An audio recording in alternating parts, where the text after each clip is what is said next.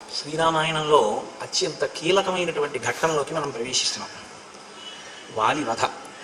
వాలి వధ శ్రీరామాయణంలో రాముని చేతిలో నిహతులైనటువంటి అనేక మందిలో ఒకటిగా చెప్పబడినటువంటి ఇతివృత్తమైనప్పటికీ రామచంద్రమూర్తి విషయంలో ఎప్పుడూ సాధారణంగా వినపడేటటువంటి విమర్శ ఏమిటంటే చెట్టు చాటు నుంచి కొట్టాడు. అప్పటి నుంచి ఇప్పటి వరకు ఎప్పుడూ అదే మాట ఆయన మీద. చెట్టు చాటు నుంచి కొట్టాడు రాముడు, బాణం వేసి వాలిని చంపాడు. అసలు నిజంగా వాలి వధలో ఏమి జరిగిందో, వాలి వధ ఏ ప్రకారం రామచంద్రమూర్తి చేశారో, దానికి వాలి యొక్క ప్రతిస్పందన ఏమిటో, అందులో ఎన్ని రహస్యాలు దాగి ఉన్నాయో, అందులో మనం తెలుసుకోవలసినటువంటి విషయం ఏది ఉందో మీరు తెలుసుకుంటే చాలా గొప్పగా అనిపిస్తుంది. ఆ వాలి వధ వాల్మీకి మహర్షి అత్యద్భుతమైనటువంటి రచన వైశిష్ట్యంతో ఆవిష్కరించినటువంటి గాథ. నిన్నటి రోజు మీకు నేను మనవి చేశాను, యుద్ధానికి బయలుదేరుతున్నటువంటి వాలిని తార అనేక విధములుగా బోధ చేసి ఇప్పుడు నువ్వు యుద్ధమునకు వెళ్ళవద్దు అని ఉపదేశించింది. ఎంత సలహా చెప్పినా ఆయన తార చెప్పినటువంటి మాటలో ఉన్న సారాన్ని గ్రహించడం కన్నా తాను చేసుకున్న నిర్ణయానికి కట్టుబడి ఉండడానికి ఇష్టపడతాడు. నిన్నటి రోజున నేను మీకు రామాయణంలో కనపడే దాంపత్యాల గురించి కూడా కించిత్ స్పృశించి చూపించాను. కాబట్టి ఇప్పుడు ఆయన అంటున్నాడు, నా మీద యుద్ధం చేయడం కోసమని నా తోడపుట్టినటువంటి వాడు, నాకు తమ్ముడు అయినటువంటి సుగ్రీవుడు కిష్కింధానగర ప్రవేశం చేసి అంత మహానాదం చేసి నన్ను యుద్ధానికి రమ్మని పిలుస్తున్నాడు. నేను చేతకాని వాళ్ళే ఉండిపోవడం నాకు ఇష్టం లేదు. ఇప్పుడే వాడిని నేను అంత శిక్షించి పంపించాను, అయినా తెంపరితనంతో మళ్ళీ వచ్చి మహానాదం చేసి నన్ను యుద్ధానికి పిలుస్తున్నాడు. నువ్వు రాముని యొక్క ఔన్నత్యాన్ని నాతో చెప్పావు, చెప్పి అంత గొప్పవాడైనటువంటి రాముడితో వాలికి స్నేహం ఏర్పడింది కనుక నేను యుద్ధానికి వెళ్ళడం మంచిది కాదు అని చెప్తున్నావు. నేను కూడా నీతో ఒక మాట చెప్తాను విను. నచ కార్యో విషాదస్తే రాఘవం ప్రతిమకృతే ధర్మజ్ఞశ్చ కృతజ్ఞశ్చ కథం పాపం కరిష్యతి. అంత ధర్మజ్ఞుడైనటువంటి వాడు, అంత కృతజ్ఞుడైనటువంటి వాడు, అటువంటి సత్శీలము కలిగినటువంటి వాడు నా యందు ఏ పాపం ఉందని నన్ను చంపుతాడు? రాముడు నా జోలికి ఎందుకు వస్తాడు? కాబట్టి ఇప్పుడు రాముడు సుగ్రీవుడితో కలిస్తే రాముడు నన్నేదో చేస్తాడన్న భయం నీకెందుకు? రాముడు నన్ను ఏమైనా చెయ్యాలి అంటే నా యందు ఏదైనా అధర్మం ఉండాలి, నా యందు ఏం అధర్మం లేదు. ఇంతకన్నా ఘోరమైనటువంటి ఆత్మవంచన లోకంలో ఇంకోటి ఉండదు. ఎందుకంటే తను తప్పు చేశాను అని అంగీకరించగలిగితే కనీసంలో కనీసం నిజమే నేను అలా చేయకుండా ఉండాల్సింది, నేను ఒక తప్పు చేశాను అని అన్న ఉత్తర క్షణంలో ఈశ్వరుడు మన్నిస్తాడు. కొంత క్షమాపణ ఉంటుంది అంగీకరిస్తే. అసలు నా యందే తప్పు ఉంది అంటే అది ఇంకా అసలు అతను తప్పు చేస్తూ కూడా తన దగ్గర ఏ తప్పు లేదంటున్నాడు. ఇంకా అంతకన్నా బుకాయించడం ఇంకోటి ఉండదు. మీరు కొంచెం జాగ్రత్తగా గమనిస్తే వాలి ఎక్కువ మాట్లాడే అవకాశం రామాయణంలో కలగలేదు, కానీ వాలి మాట్లాడడానికి రావణుడు మాట్లాడడానికి పెద్ద తేడా ఏముండదు, ఒక్కలాగే మాట్లాడతారు ఇద్దరు. కాబట్టి నచ కార్యో నిషాదస్తే రాఘవం ప్రతిమకృతే ధర్మజ్ఞశ్చ కృతజ్ఞశ్చ కథం పాపం కరిష్యతి. ఆయన ఎందుకు పాపం చేస్తాడు? ఆయన ఎందుకు మధ్యలో నన్ను చంపుతాడు? నువ్వు పిరికి దానివి. కాబట్టి నువ్వు అనవసరంగా భయపడవలసినటువంటి అవసరం లేదు, నిరపరాధిని, నన్నేమి చేయడు అని తారకి ఒక అభయం ఇచ్చాడు. సుగ్రీవుడు తమ్ముడు, అతనిని మించిన బంధువు లేడు, అతనికి యవరాజ్య పట్టాభిషేకం చేసి మేమిద్దరం సంతోషంగా ఉంటే బాగుంటుందని కదా నువ్వు అంటున్నావు. ప్రతియోత్సామ్యహం దత్వా సుగ్రీవం జహి సంభ్రమం దర్పమాత్రం వినేష్యామి నచ ప్రాణైర్ విమోచ్యతే. నేను ఆ వచ్చినటువంటి సుగ్రీవుని యొక్క దర్పమును అణిచేటటువంటి ప్రయత్నం చేస్తాను. కేవలం మళ్ళీ మళ్ళీ ఇలా నన్ను యుద్ధానికి పిలవకుండా అతని యందు అతిశయించినటువంటి గర్వాన్ని రూపుమాపేటట్టుగా చేస్తాను. అలా యుద్ధం చేసి అతన్ని తరిమి కొడతాను తప్ప అతని ప్రాణం తీసేయను. ఇలా రెండో మాట వచ్చినా కూడా నేను చంపను, వదిలిపెట్టేస్తాను. అంటే రాముడు నన్నేం చేయడు, కానీ సుగ్రీవుణ్ణి మాత్రం నేను నిగ్రహిస్తాను. నువ్వు ఇంత చెప్పావు కాబట్టి నేను చేసేది ఏమిటంటే సుగ్రీవుణ్ణి చంపనులేదు, విడిచిపెడతాను. ఈ మాట చెప్పి ఆయన యుద్ధానికి బయలుదేరుతున్నాడు. వద్దు వద్దు అని తార వెంబడిస్తాను. సరే ఆయన అన్నాడు, ఇంకా నేను యుద్ధభూమికి బయలుదేరుతున్నాను, అంతఃపుర ప్రాంగణాన్ని దాటేస్తున్నాను, కాబట్టి ఇక నువ్వు నన్ను అనుగమించడానికి వీల్లేదు, నువ్వు నీ చిలికెత్తిలతో కలిసి వెనక్కి వెళ్ళిపో అన్నాడు. ఇక్కడ తార తంతు తారా పరిష్వజ్య వాలినం ప్రియవాదిని చకారృతీ మందం దక్షిణాసా ప్రదక్షిణం. కొన్ని చెయ్యకూడని పనులు ఉంటాయి. అవి ఏం చేస్తాయంటే, ప్రత్యేకించి భార్య మిగిలిన వాళ్ళ వైపు నుంచి వచ్చేటటువంటి ఫలితం అంత ఉంటుందా అంటే కొంచెం చెప్పడం కష్టం. కానీ భార్య చేసేటటువంటి పనులు మాత్రం భర్త మీద తప్పకుండా ప్రభావం చూపిస్తాయి. అందుకే భర్త యశస్సుకి, భర్త యొక్క తేజస్సుకి, భర్త యొక్క తపస్సుకి, భర్త యొక్క ఐశ్వర్యానికి, ఆయన వైభవానికి, ఆయన అధికారానికి అన్నిటికీ కూడా కారణం ఎవరవుతారంటే భార్య అవుతుంది. ఆ ఇంటి లక్ష్మి ఆవిడ. ఆవిడ చెయ్యనిది ఆయన యందు పూర్ణంగా ప్రకాశించదు. ఆయన ఎంతో పొందవలసిన వాడు కొంతే పొందుతాడు. ఎందుకంటే ఆవిడ వైపు నుంచి ఉపాసన లేదు. అందుకే మీరు లలితా సహస్రనామ స్తోత్రంలో ఒక నామం వినుంటారు, పులోమజార్చిత అని. అమ్మవారి నామాల్లో ఒక నామం పులోమజార్చిత అంటే శచీదేవి. శచీదేవి ఎప్పుడూ అమ్మవారిని పూజిస్తూ ఉంటుంది. శచీదేవి అమ్మవారిని పూజించింది కాబట్టి ఫలితం ఏమిటి? ఇంద్రుడు స్వర్గలోకాధిపత్యాన్ని పొంది ఉంటాడు. భర్త ఐశ్వర్యం, భర్త విజయం, భర్త యొక్క గౌరవం, భర్త యొక్క కీర్తి దేని మీద ఆధారపడి ఉంటాయి అంటే భార్య ఉపాసన మీద ఆధారపడతాయి. రెండు, భార్య చెయ్యకూడని పని కానీ, భార్య ప్రవర్తించకూడని విధంగా ప్రవర్తించడం కానీ చేస్తే అది కూడా ఫలితాన్ని ఇస్తుంది. కళ్ళ నీళ్లు పెట్టుకోకూడనటువంటి సందర్భంలో కళ్ళ నీళ్లు పెట్టుకుంటూ ఉండడం, అస్తమానం ఏడుస్తూ ఉండడం, అయిందానికి కాందానికి అసంతృప్తితో రగులుతూ ఉండడం, ఇది భర్త యొక్క ఉన్నతికి హేతువులు కావు, ప్రమాదకరమైనటువంటి చేష్టితములు. ఆమె అందరి యందు ప్రేమ కలిగినది తార. ఎందుచేతనంటే మహర్షి ఆ విషయాన్ని ఈ సర్గలో దక్షిణ అంటారు. దక్షిణ అంటే అందరి యందు ప్రేమ కలిగింది. అందుకే ఆమె ఒక్క వాలి గురించి ఆలోచించలేదు, సుగ్రీవుడి గురించి కూడా ఆలోచించింది, రాముడి గురించి కూడా ఆలోచించింది, అంగదుడి గురించి ఆలోచించింది. ఇన్ని ఆలోచించినటువంటి తార చెయ్యకూడని ఒక పని ఉద్వేగంతో చేసింది. ఏం చేసింది అంటే మహర్షి యొక్క గొప్పతనం అదే. రామాయణ రచనలో తంతు తారా పరిష్వజ్య వాలినం ప్రియవాదిని, ఆ వాలిని గట్టిగా కౌగిలించుకుంది. ఎలా కౌగిలించుకుంది? ఏదో ప్రియమార భార్య కౌగిలించుకోవడం శాస్త్రంలో అభ్యంతరకరమేం కాదు. కానీ చకార రుదతీ మందం, ఆమె ఏడుస్తూ కౌగిలించుకుంది. ఏడుస్తూ ప్రదక్షిణం చేసింది. ఇది అత్యంత దుశ్శకం. అలా భార్య ఏడుస్తూ భర్తకి ప్రదక్షిణం చేసి బయటికి పంపిస్తే ఇంకా మళ్ళీ ప్రదక్షిణం ఇంకొకసారి ఏడుస్తూ కదలని వాడికి. ఎందుకంటే చిట్ట చివరి ప్రదక్షిణం అదే కదా చేస్తారు, ఆ స్నానం చేయించేసిన తర్వాత. కాబట్టి కేవలం రాముడికే వినపడేటటువంటి ధ్వని కాదు, ఆ వింటినారి యొక్క ధ్వని కేవలం రాముడికే వినపడిందంటే వారికి వినపడలేదు అనడానికి లేదు.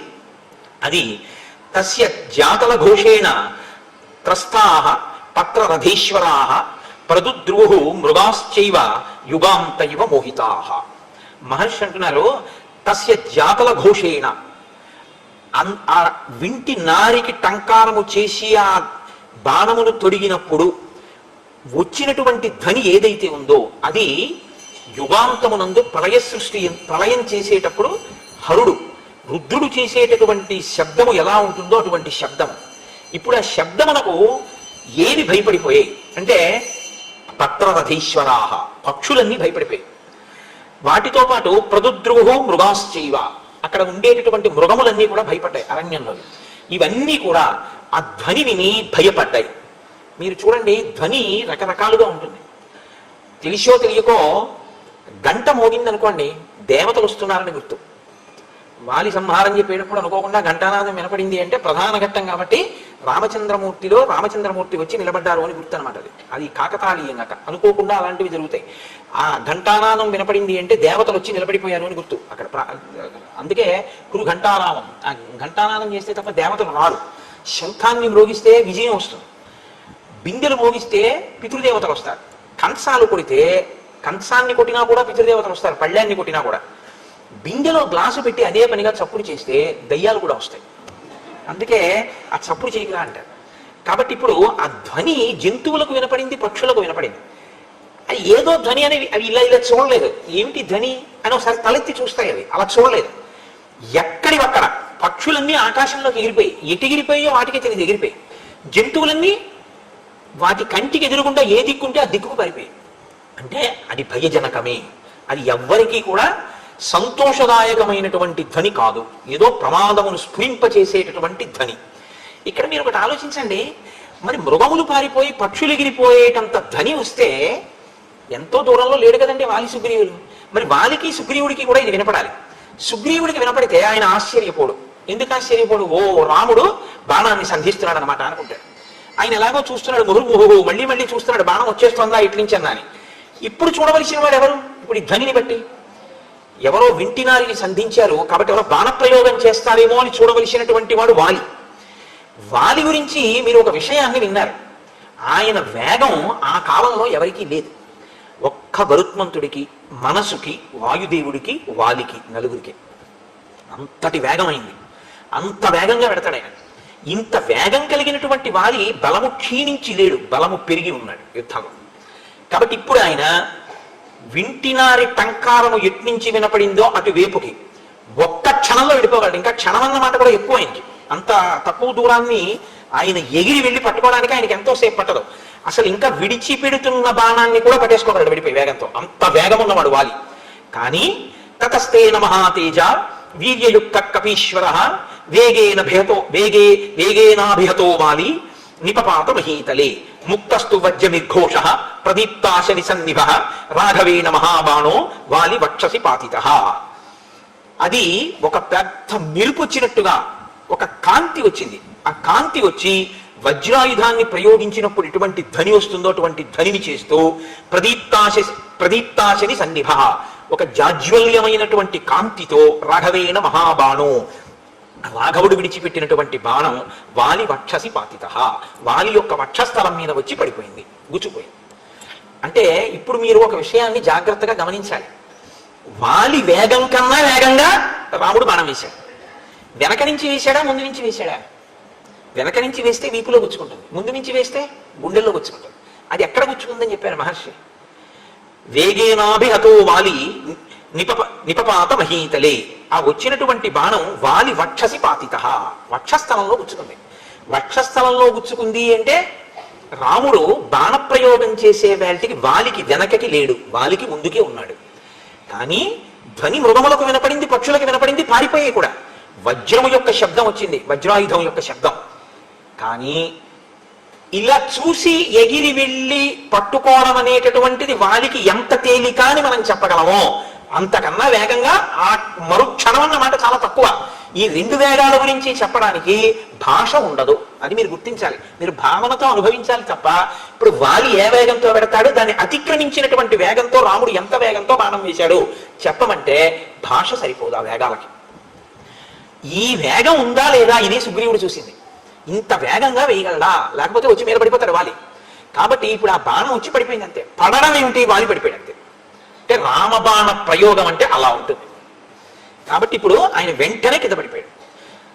ఒక మహాపర్వతం కింద పడిపోతే ఎలా ఉంటుందో అలా పడిపోయాడు. రామబాణం తగిలిన తర్వాత ఇంకా పైకి లేవడం అనేటటువంటి ప్రసక్తి ఉండదు. కాబట్టి ఆ వక్షస్థలంలోంచి నెత్తురు కాలవల కింద ప్రవహిస్తాను. ఇప్పుడు రామలక్ష్మణులే ఆయన దగ్గరికి వెళ్ళారు. కింద పడిపోయినటువంటి వాలి దగ్గరికి వెళ్ళారు. సుగ్రీవుడు అక్కడే ఉన్నాడు కదండి, ఎలాగో యుద్ధం చేస్తాను. కాబట్టి భూమౌ నిపతితస్యాసి తస్య దేహం మహాత్మనః నశ్రీర్జహాతి న ప్రాణ న తేజో న పరాక్రమః శక్రదత్తారవామాల కాంచనీ వజ్రభూషిత దదార హరిముఖ్యస్య ప్రాణాం తేజ శ్రియంచ సా. వాలి గుండెల్లో రామబాణం గుచ్చుకున్నప్పటికీ వాలి పరాక్రమం ఇంత తగ్గలేదు, వాలి తేజస్సు ఇంత తగ్గలేదు, వాలి యొక్క కాంతి ఇంత తగ్గలేదు, అలాగే ఉన్నాడు. రామ బాణం తగిలేక అలా ఉండడమే. ఎందుకున్నాడు అంటే శక్రదత్త వరామాల కాంచనీ వజ్రభూషిత, ఇంద్రుడి చేత ఇవ్వబడినటువంటి హారం ఆయన మెడలో ఉన్నంత వరకు ఆయన పరాక్రమాన్ని, ఆయన తేజస్సుని ఆ మాల తీసుకుని రక్షిస్తుంటుంది ఆయన. కాబట్టి ఇప్పుడు వాలి ప్రాణం పోవడం మాత్రం ఉండదు. ఆ హారం ఎంతసేపు మెడలో ఉంటుందో అది కాపాడుతుంటుంది. కానీ ఇప్పుడు వాలి ఉండి మరణించిన వాడే. ఎందుకో తెలుసా అండి, బాణంతో లేవలేడు, బాణం తీస్తే బతకడు. కాబట్టి ఇప్పుడు అలా కొట్టారు. రామచంద్రమూర్తి యొక్క బాణం అంటే మహానుభావుడు అలా ఉంటుంది. అందుకే రాముణ్ణి నమ్ముకున్న వాడికి భయం అన్నది ఉండదు. ఎందుకో తెలుసా అండి, రాముణ్ణి నమ్ముకున్నవాడి జోలికి వెళ్ళడమే. ఎక్కడ దాక్కుంటారు మీరు, ఎక్కడ దాక్కున్నా వచ్చి పడిపోతుంది అంతే. రామచంద్రమూర్తిని నమ్మిన వాడికి ప్రతి క్షణం రక్షణ కలుగుతూనే ఉంటుంది. అందుకే కాబట్టి ఇప్పుడు ఆయన భూమి మీద పడి ఉన్నాడు. దగ్గరకు వచ్చారు రామలక్ష్మణులు. వాళ్ళిద్దరి వంక చూశాడు. చూసి అన్నాడు, త్వం నరాధిపతే పుత్ర ప్రథిత ప్రియదర్శన కులీన సత్వ సంపన్న తేజస్వి చరితవ్రత. మీరు ప్రియమైనటువంటి దర్శనము కలిగినటువంటి వారు, దశరథ మహారాజు గారి యొక్క పుత్రులు. కాబట్టి మీరు రాజులు. అటువంటి వారు సత్వ సంపన్నులు, మంచి నడవడి కలిగినటువంటి వారు, తేజస్సు కలిగినటువంటి వారు. అటువంటి వారు నన్ను ఇంటికి ఇలా కొట్టారు అని అడిగాడు రాముడిని. ఒక పెద్ద ఛార్జ్ షీట్ పెట్టాడండి రాముడి మీద. ఆయన పడిపోయి మీరు నేను అనుమానపడక్కర్లేదు, బాలే అడిగాడు. మనకి ఎన్ని అనుమానాలు ఉంటాయో అంతకన్నా ఎక్కువ అనుమానాలు అడిగాడు రామచంద్రమూర్తిని. పరాన్ముఖవధం కృత్వా కోను ప్రాప్తస్త్వయా గుణః యదహం యుద్ధ సంరబ్ధ తత్కృతే నిధనం గతః. నేను నీతో యుద్ధం చేయట్లేదు, ఇంకొకరితో యుద్ధం చేస్తున్నాను. ఇంకొకరితో యుద్ధం చేస్తూ నీ వైపు నా దృష్టి లేనప్పుడు నువ్వు నా మీద ఎందుకు బాణప్రయోగం చేసావు నా ఎదురుగుండా కనపడకుండా? నువ్వు నా కంటికి కనపడడం వేరు, నా కంటికి నువ్వు కనపడలేదు. కనపడకుండా నేను పరాకుగా వేరొకరితో యుద్ధం చేస్తుండగా నువ్వు నా మీద బాణం వేశావు. ఇప్పుడు నీ గుణములన్నీ నువ్వు చేసిన పని చేత కొట్టుకుపోలేదా? ఇంత చారిత్రం ఉన్నవాడివి, ఇంత గొప్పవాడివని పేరున్నవాడివి, పరాకుగా ఉన్న వాడిని కంటి ముందు కనపడకుండా మానవేసి కొట్టి రాముడు చంపాడన్న ఈ ఒక్క అపకీర్తి చేత నువ్వు సంపాదించుకున్న కీర్తి అంతా మట్టిలో కలిసిపోలేదా? దీని వలన నువ్వేం సాధించావు? నేను చచ్చిపోవడం మాట అలా ఉంచు, నీకు కళంకం వచ్చిందే, నీ కీర్తి మాసిపోయిందే ఇవాళతో, దేనికి చేశావు ఈ పని అంటూ ఏం తక్కువ మాట్లాడలేదండి ఆయన. రామకరుణ వేదీచ ప్రజామాంచ హితేరత సానుక్రోశో జితోత్సాహ సమయజ్ఞో దృఢవ్రత ఇది తే సర్వభూతాన్ని కథయంతి యశోభువి. దిప్పిపొడిచాడు రాముణ్ణి. ఓ నీ గురించి సర్వభూతములు ఏమని చెప్తాయో తెలుసా? రామ కరుణవేదీచ, రాముడు చాలా కారుణ్యమూర్తి. ప్రజామాంచ హితేరత, అందరి యొక్క బాగోగుల్ని చూసేవాడు. సానుక్రోశో జితోత్సాహ, గొప్ప ఉత్సాహం ఉన్నటువంటి వాడు. దయామయుడు, సదాచార సంపన్నుడు. సమయజ్ఞో దృఢవ్రత, ఒక పని చేస్తాను అంటే విడిచిపెట్టనివాడు. ఇతితే సర్వభూతాన్ని కథయంతి యశోభువి, నీ గురించి సర్వభూతములు ఇలా చెప్పుకుంటాయి. దాని వలన ఇలా చెప్పుకోవాలి అంటే నువ్వు ఇంత మంచి పనులు చేసి ఉంటే కదా చెప్తారు. నీకింత కీర్తుంది, ఇంత కీర్తున్న వాడివి మరి ఇలాంటి పని ఎందుకు చేశావు? దమః శమః క్షమ ధర్మో ధృతి సత్యం పరాక్రమ పార్థివానాం గుణారాజన్ దండశ్చాప్యపరాధిషు. రాజు అనేటటువంటి వాడు ఇంద్రియ నిగ్రహం ఉండాలి, మనోనిగ్రహం ఉండాలి, ఓర్పు ఉండాలి, ధర్మం ఉండాలి, పట్టుదల ఉండాలి, సత్యం ఉండాలి, పరాక్రమం ఉండాలి, అపరాధం చేసినటువంటి వాళ్ళని శిక్షించేటటువంటి వ్యక్తిత్వం ఉండాలి. కానీ నువ్వేం చేశావు? అపరాధం చేసిన వాళ్ళని శిక్షిస్తాడయా? సుగ్రీవుడితో స్నేహం చేసుకున్నాడు అని నా భార్య చెప్పింది. నేనేమన్నానో తెలుసా? యుద్ధానికి బయలుదేరే ముందు నేనేం తప్పు చేశాను నన్ను శిక్షిస్తాడు అని నేను ధైర్యంతో వచ్చాను, నువ్వు నన్ను శిక్షించవని. నువ్వేం చేశావు? నా ఎదురుగుండా నిలబడకుండా బాణం వేసి కొట్టావు. మరి నువ్వు తప్పు చేయలేదా? తార చెప్పిన మాట నేను వినకుండా వచ్చినందుకు నేను నీ మీద పెట్టుకున్న నమ్మకం ఒమ్మైపోయింది. నా ప్రాణం తీసావేమో కానీ నీ కీర్తికి కళంకం రాలేదా? తాను ఎన్ని తప్పులు చేసినా రామచంద్రమూర్తి వంటి ధర్మమూర్తితో మాట్లాడడానికి నాకు అసలు అర్హత ఉందా లేదా అని కూడా చూసుకోవడం చేత కాకపోయినా అధిక్షేపించి మాట్లాడడం మాత్రం బాగా వస్తుంది, అహంకారం. కాబట్టి ఇప్పుడు అంటున్నాడు, నత్వాం వినిహితాత్మానం ధర్మధ్వజం అధార్మికం జానే పాప సమాచారం తృణై కోపమివావృతం. నువ్వు ధర్మాత్ముడు అని పేరు పెట్టుకున్నటువంటి పరమ అధర్మాత్ముడివి. పచ్చగడ్డి చేత కప్పబడినటువంటి లోతైన నుయ్యివి.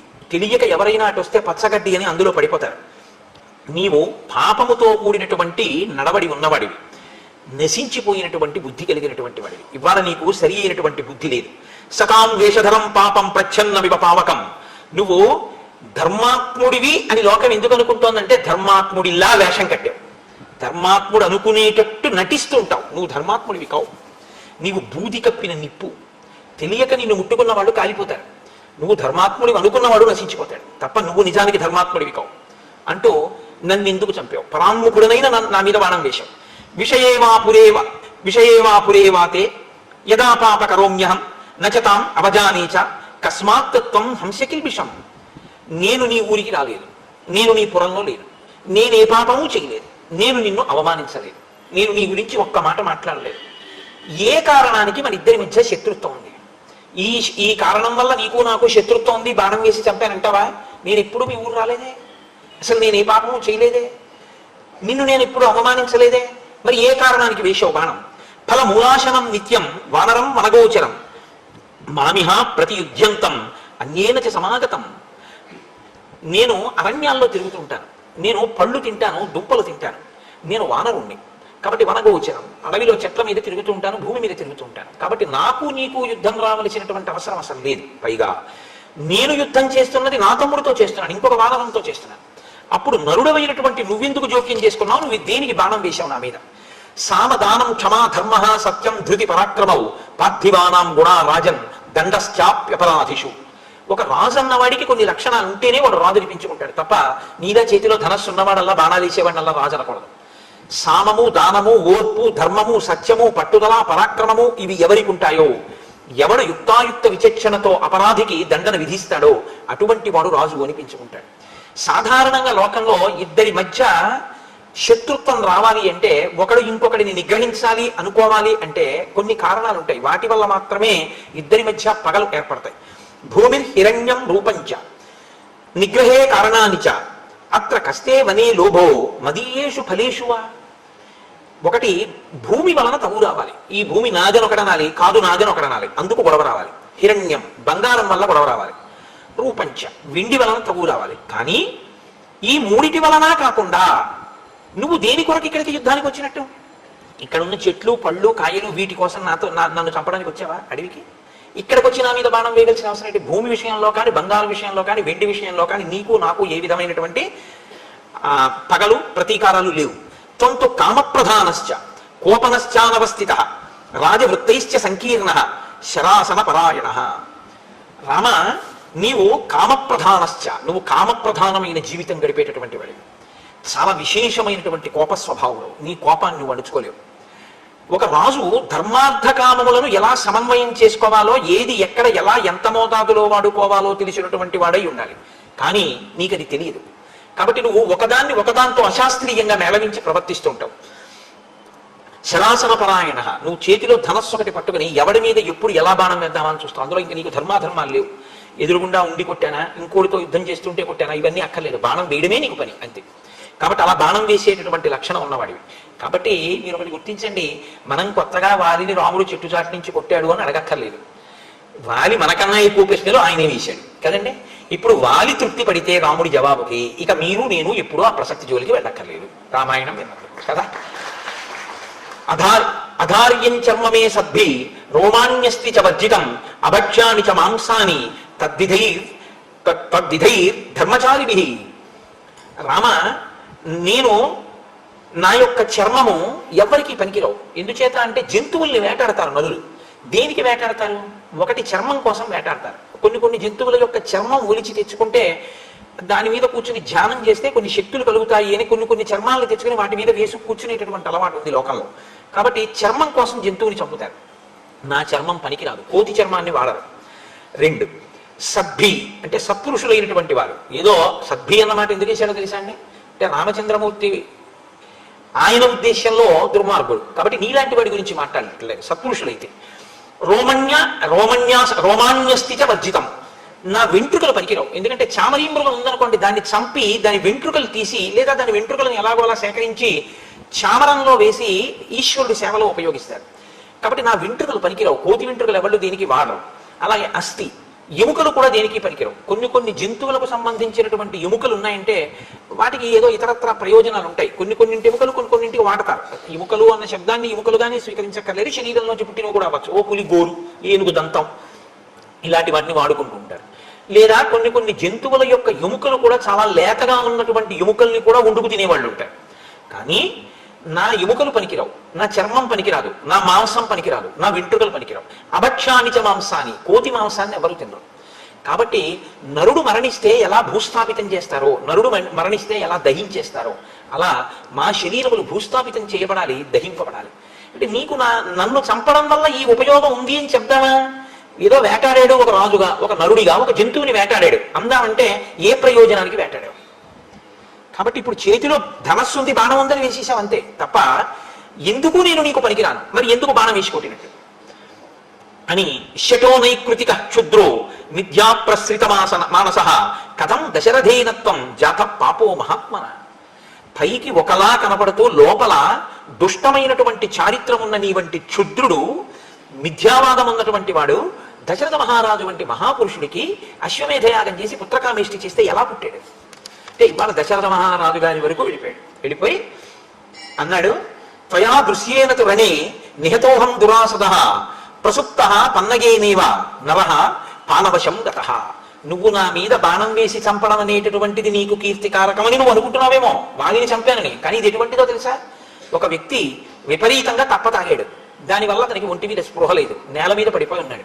ఇప్పుడు ఒంటి మీద స్పృహ లేకుండా నేల మీద పడిపోయి ఉన్నటువంటి వ్యక్తిని ఒక క్రూరమైన సర్పం వచ్చి కాటు వేసి చంపితే ఎలా ఉంటుందో నువ్వు నా మీద బాణం వెయ్యడం అలా ఉంది అని ఒక మాట అన్నాడు. నీవు మొనగాడివైతే నా ఎదురుగుండా వచ్చి నిలబడవలసింది, నువ్వు ఉండకుండా ఉండేవాడివి నా చేతిలో. అది చేత కాక నా ఎదురుగుండా నిలబడలేక నేను ఇంకొకరితో యుద్ధం చేస్తుంటే నా మీద బాణప్రయోగం చేశావు. సరే, నన్ను చంపేయమని సుగ్రీవుడు అడిగాడు. ఎందుకని నువ్వు సుగ్రీవుడితో స్నేహం చేశావని నాకు తార చెప్పింది. తారే నాతో ఏం చెప్పిందంటే మీ ఇద్దరి మధ్య సంధి కుదిరిందని చెప్పింది. కాబట్టి సుగ్రీవుడు ఏమడిగి ఉండాలి? నన్ను చంపమని చెప్పి ఉండాలి. నన్ను చంపితే సుగ్రీవుడికి ఏమొస్తుంది? రాజ్యం వస్తుంది. సుగ్రీవుడికి రాజ్యం వస్తే నీకేం వస్తుంది? నీ భార్య వస్తుంది. నీ భార్యని సుగ్రీవుడు వెతుకుతాడు. కానీ అక్కడే నువ్వు తప్పు పని చేశావు రామ. మమేవ యది పూర్వంతం ఏతదర్థం అచోదయ రాక్షసంచ దురాత్మానం తవ తవ భార్యాపహారిణం సుగ్రీవ ప్రియ కామేన యత్కృతేస్మి హతస్త్వయా కంటే భద్వా ప్రదద్యాంతే నిహతం రావణం అనే. నువ్వు సుగ్రీవుడితో సంధి చేసుకోకుండా నా దగ్గరికి వచ్చి నువ్వు సీతమ్మ జాడ కనిపెట్టమని అడిగి ఉంటే రావణుడితో నేను యుద్ధం చెయ్యక్కర్లేదు. పశువుని లాగినట్టు కంఠానికి తాడేసి ఈడుస్తాను ఇక్కడికి. ఈడ్చి ఎక్కడ వాడు సీతమ్మని జాచినా నీకు సీతమ్మని ఇప్పించి ఉండేవాడిని. నువ్వు నాతో సంధి చేసుకోవడం, స్నేహం చేయడం మానేసి నీ భార్య యొక్క జాడ కనిపెట్టబడడం కోసమని సుగ్రీవుడితో స్నేహం చేసి సుగ్రీవుడికి రాజ్యం ఇప్పిస్తే నీ భార్య జాడ కనిపెట్టడానికి వానరుల్ని పంపిస్తానని నువ్వు నన్ను చంపావు. కానీ నాతో స్నేహం చేస్తే నీ పని ఇప్పటికే అయిపోయింది. నేను వెంట కాదు, కానీ నేను మీతో ఒక విషయాన్ని ఇక్కడ మనవి చేయవలసి ఉంటుంది. కిష్కింధకాండలో చెప్పని ఒక రహస్యాన్ని వాల్మీకి మహర్షి ఉత్తరాఖండలో చెప్పారు.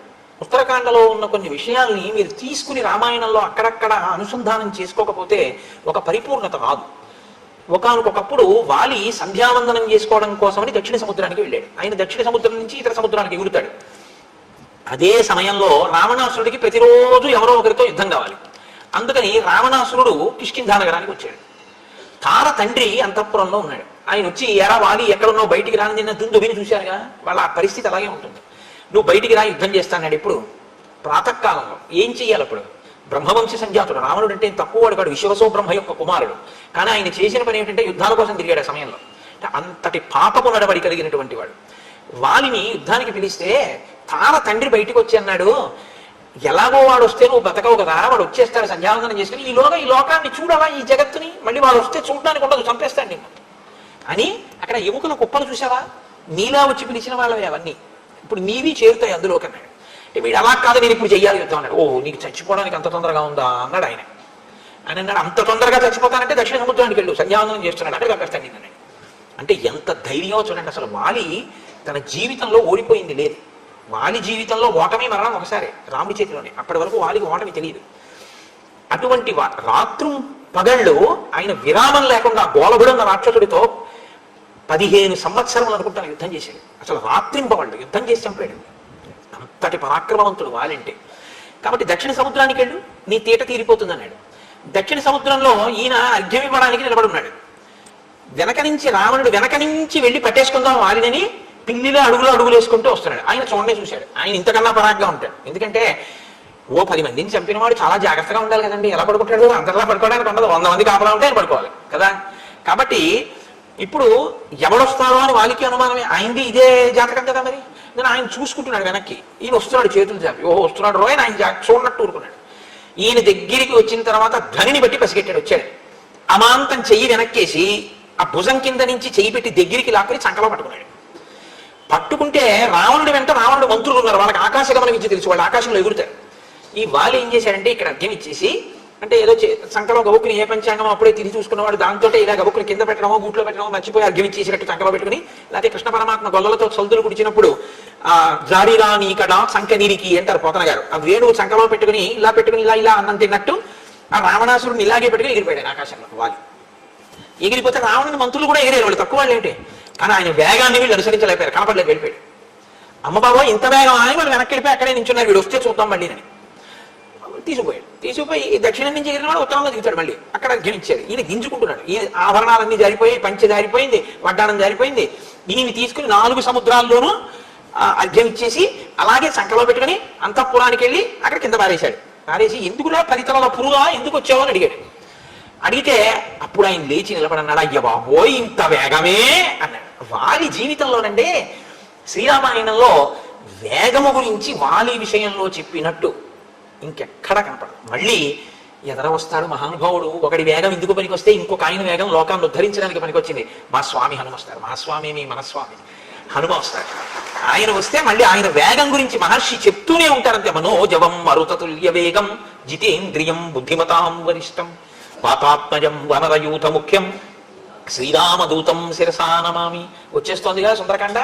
కాబట్టి ఇప్పుడు ఆయన ఈయన్ని చూసి ఆశ్చర్యపోయాడు. ఇంత వేగమే, ఇంత బలమే అని ఆశ్చర్యపోయి, నేను నీలాంటివాడినే, కాబట్టి మన ఇద్దరం ఒక అంగీకారం చేసుకుందాం. ఏమిటో తెలుసా అండి వాళ్ళిద్దరికీ జరిగినటువంటి అంగీకారం? లోకంలో ఇది విని లోకాలు సిగ్గుపడి తలవంచుకోవాలి, అంత గొప్ప సంధి చేసుకున్నారు వాళ్ళిద్దరు. దారాహ పుత్రాహ పురం రాష్ట్రం భోగచ్ఛాదన భోజనం సర్వమేవా విభక్తం నౌ భవిష్యతి హరీశ్వర. ఇది వాళ్ళిద్దరి సంధి ఉత్తరాఖండలో. నేను కిష్కింధకాండలో చెప్పట్లేదు ఇక ఈ విషయం. భార్య, నీకు నాకు ఒకరే భార్య, నాకు నచ్చితే ఆవిడ యందు నేను ఎక్కువ సంతృప్తిని పొందితే నువ్వు కూడా అనుభవిద్దు. కానీ ఇంతకన్నా నేను ఇంకా విషయం గురించి మాట్లాడాను. పుత్రాహ, బిడ్డలు కూడా నీకు నాకు బిడ్డలై ఉండవచ్చు. అంటే ఎంత గొప్ప మనస్తత్వాలు ఉన్న వాళ్ళో చూడండి. పురం, పురములు అంటే భూములు ఎక్కడ మన ఇద్దరం కబ్జా చేసినా మన ఇద్దరి.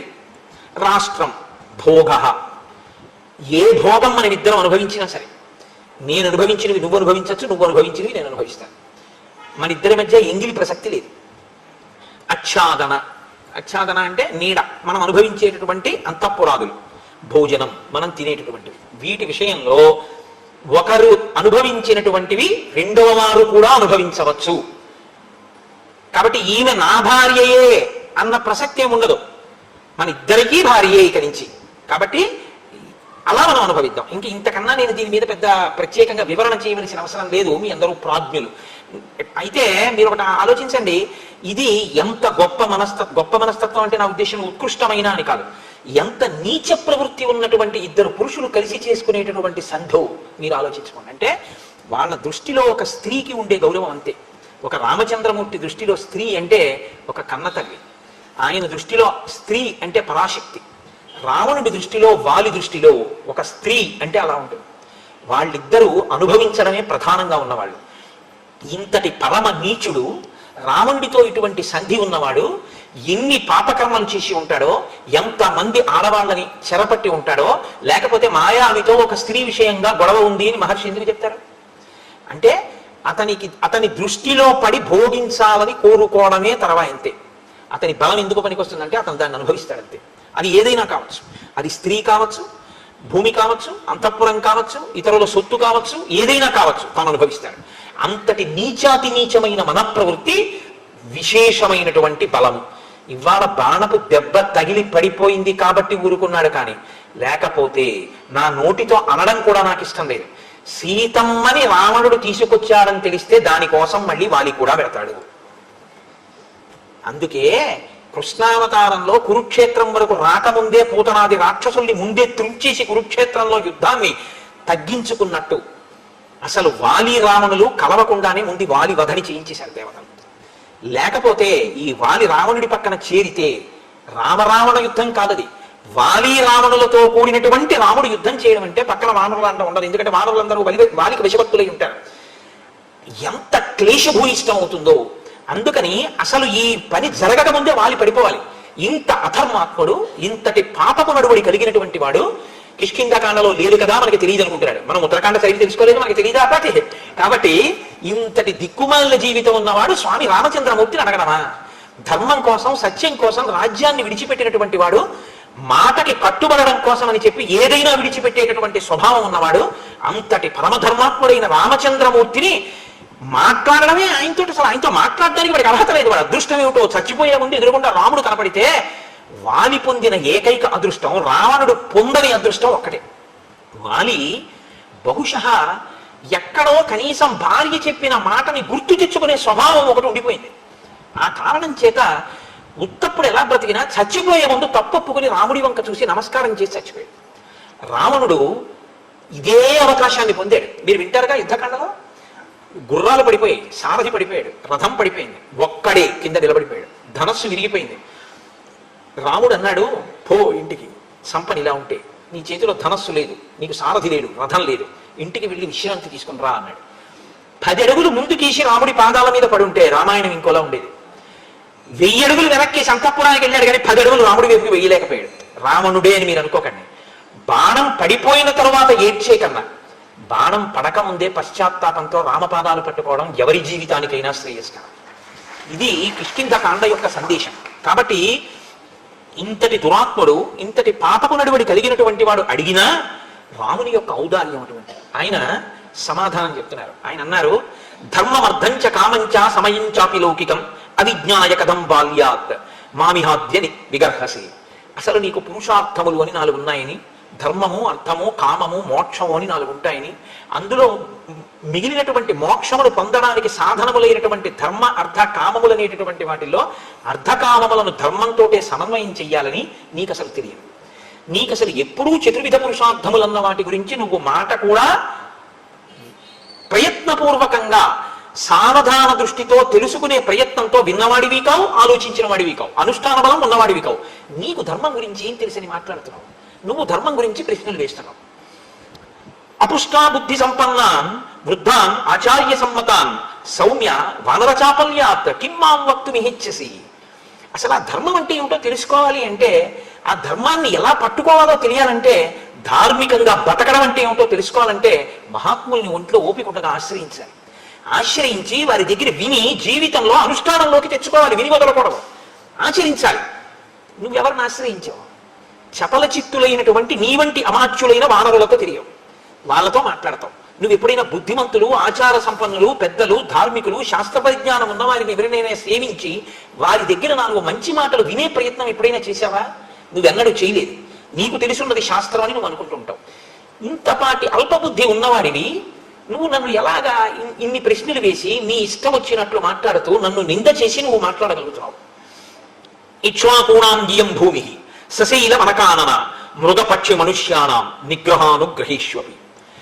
నీతో నేను ఒక సత్యం చెప్తున్నాను. ఈ కొండలతో, పర్వతములతో, నదులతో, నదములతో, అరణ్యములతో భాసిల్లుతున్నటువంటి ఈ భూమండలం అంతా కూడా ఇక్ష్వాకుల సంజాతులైనటువంటి వారి చేత పరిపాలింపబడుతోంది. పరమ ధర్మాత్ముడైనటువంటి భరతుడు రాజరికం చేస్తున్నాడు. ఇప్పుడు భరతుడు ధర్మాత్ముడు. ఆయన ధర్మాన్ని పట్టుకుని ధర్మాన్ని అనుష్ఠిస్తున్నాడు. ఆయన తన రాజ్యంలో ఉన్న వాళ్ళు కూడా ధార్మికులై ఉండాలి అని ఆలోచిస్తుంటాడు.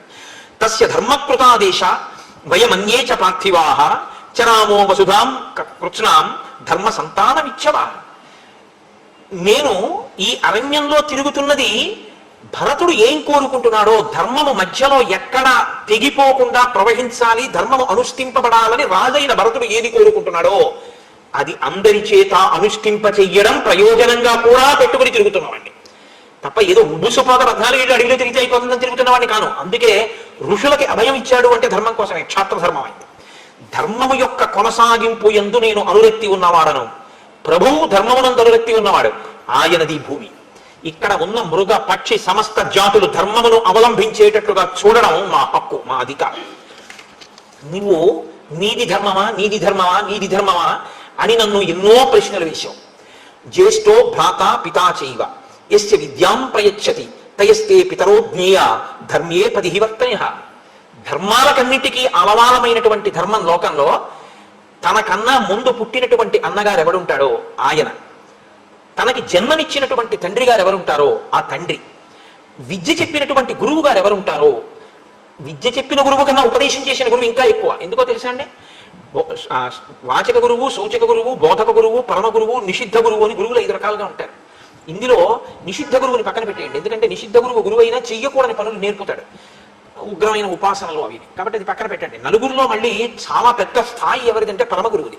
పరమ గురువు అంటే మన ఎదురుగుండా ఉన్నారా లేదా మనం చూడం, ఆయన పాదుకలు చాలని ఆయన ఉన్నారు, ఆయన పాదుకలే మా అహంకారాన్ని అణచి ఈ మంచి పనులు చేయిస్తున్నాయని ఆయనకి స్తోత్రం చేసి మనం ఏదైనా మొదలు పెడతాం. వారిని పరమ గురువులు అంటారు. భారతీ తీర్థ మహాస్వామి గారికి ప్రతిరోజు మనం ఇక్కడ ప్రార్థన చేసి మీ అనుగ్రహంతో మేము ఈ కార్యక్రమం చేస్తున్నాం అని మొట్టమొదట గురుపాదుకల మీద పుష్పములు సమర్పించి నకర్మణాన ప్రజాధనైన త్యాగేనైకే అమృతత్వమానసో అంటూ ఆయన వైభవాన్ని స్తోత్రం చేసి ఆ గురు పరంపర యొక్క గొప్పతనాన్ని ఒక్కసారి మనసులో స్మరించుకుని, ఆ పరంపరలో వచ్చినటువంటి వారు మీరు శంకరాచార్య స్వరూపులు, అభినవ విద్యాతీర్థ స్వామి వారి కరకమల సంజాతులు, వారి చేతుల మీదుగా వారి చేతులనబడేటటువంటి కమలములలోంచి ఉద్భవించిన వారు, అంటే వారి చేత ఎన్నో మార్లు మీ భుజము తట్టబడి సుశిక్షితమైనటువంటి బుద్ధి కలిగినటువంటి వారు, గురువుల యొక్క అనుగ్రహములు పొందినటువంటి వారు, వారి చెయ్యి మీ తల మీద పెడితే హస్తమస్తక సంయోగం చేత గురువుల యొక్క పరిపూర్ణమైన తేజస్సుని మీలోకి ప్రవహింపచేసుకున్నవారు, లోకమునకు ఆచార్య స్థానంలో కూర్చుని మర్యాద నేర్పినవారు, మీ పాదుకలు పై శరీరాన్ని ఎలా తొక్కి ఉంచుతాయో అలా మాలోని అహంకారము ప్రబలకుండా మేము ఈశ్వరునకు గురువునకు విధేయులమై ఉండి మా జన్మ సార్థకత పొందడానికి మీ ఉపదేశము మీ పాదుక మాకు శిరోధార్యమై మమ్మల్ని నడిపిస్తోంది అని పూనికతో వెళ్ళి పాదాల మీద ఆ పాదుకల మీద మనం పుష్పాలు వేసి కార్యాన్ని మొదలు పెడతాం. కాబట్టి అటువంటి గురువు ఎవరున్నాడో ఆయన కూడా తండ్రియే. తండ్రి స్థాయి గురువుది. పరమ గురువు అంటే ఆయన, బోధక గురువు అంటే మంత్రోపదేశం చేసినవారు, సూచక గురువు అంటే చిన్నతనంలో విద్య నేర్పినవారు, వాచక గురువు. సూచక గురువు అంటే ఒక ఆశ్రమానికి వెళితే ఈ ఆశ్రమంలో నియమాలు ఇలా ఉంటాయండి, మీరు ఇలా ఇలా ఉండవలసి ఉంటుంది అని నియమం చెప్తారు. ఆశ్రమంలో ఉంటే మీ ఇష్టం వచ్చినట్లు మీరు ఉండకూడదు. ఆశ్రమ నియమావళి కనుక్కోవాలి, కనుక్కుని దాని ప్రకారం మీరు అక్కడ ప్రవర్తించవలసి ఉంటుంది. ఇది చెప్పేవారిని సూచక గురువు అంటారు.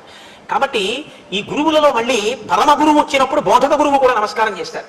బోధక గురువు, సూచక గురువు, వాచక గురువుల్లో విద్య నేర్పినవాడు, మంత్రోపదేశం చేసిన వాడు కూడా తండ్రి స్థాయిని పొందుతారు. అందుకే మంత్రోపదేశం చేసినటువంటి గురువు గారు శరీరాన్ని వదిలిపెట్టేస్తే ఉపదేశం పొందిన వారిని కొడుకు స్థానమే.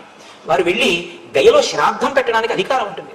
కొడుకు ఎలా చేస్తాడో శిష్యులు అలా చేస్తారు గురువు గారికి. కాబట్టి అందుకే శిష్యులు మాత్రమే గురువు గారికి గండపిండేరం వేస్తారు, ఇంకొకళ్ళు వేయకూడదు.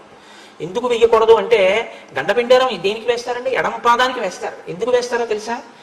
ఈ పాదం ఎంతకాలం తిరుగుతుందో ఈ భూమి మీద, ఆ పాదం ఆయన ఆయుర్దాయానికి సూచన. ఎడమ వైపు గుండెకాయ ఉంటుంది. ఆయన గుండె ఎంతకాలం కొట్టుకుంటుందో, ఆ గుండె కొట్టుకోవడానికి ఆయన ఊపిరి ఎంతకాలం తీస్తారో అంతకాలం ఆయన మాట్లాడతారు. ఆయన ఎంతకాలం మాట్లాడతారో అంతకాలం ఆయన మా అభ్యున్నతికి సంబంధించిన భగవత్ సంబంధాన్నే చెప్తుంటారు. ఆ గుండె ఆగిపోతే, ఆ ఊపిరి ఆగిపోతే ఆయనకు వచ్చిన అభ్యంతరం లేదు, ఆయన ఈశ్వరుల్లో కలిసిపోతాడు. కానీ మాకు దిక్కు ఉండదు, మాకు మంచి మాట చెప్పేవాడు ఉండడు. కాబట్టి గురువు గారికి గండకాలం ప్రవేశిస్తోందేమో అని అనుమానం వస్తే సాధారణంగా షష్ఠిపూర్తిలో వేస్తారు. అదే కారణం. గురువు గారు ఇంకా బతికుండాలి అని శిష్యులు కోరుకుంటే, ఎందుకంటే గురువు శరీరం విడిచిపెట్టడానికి సిద్ధంగానే ఉంటాడు. ఎందుకంటే ఆయనకి ఏం ఖేదం ఉండదు, శరీరం నేను కాదని తెలుసుకుని ఉంటాడు గురువు. గురువు గారు ఉండాలని శిష్యులు కోరుకోవాలి. కాబట్టి గురువు గారి పాదానికి గండబెండేనం వేస్తారు. ఇస్తే ఆయన 10 కాలాలు బ్రతికుండి ఆ పాదాలు మాకు కనపడాలి, మేము నమస్కారం చేసుకుని ఆ పాదములు మా అహంకారాన్ని తొక్కి మంచి మాటలు చెప్పి మమ్మల్ని నడిపించాలని కోరుకుంటారు. కాబట్టి గురువు తండ్రితో సమానం. అసలు నిజంగా మీరు ఎప్పుడైనా గురు వైభవము అని వింటే సరే, అది వేరే విషయం అనుకోండి.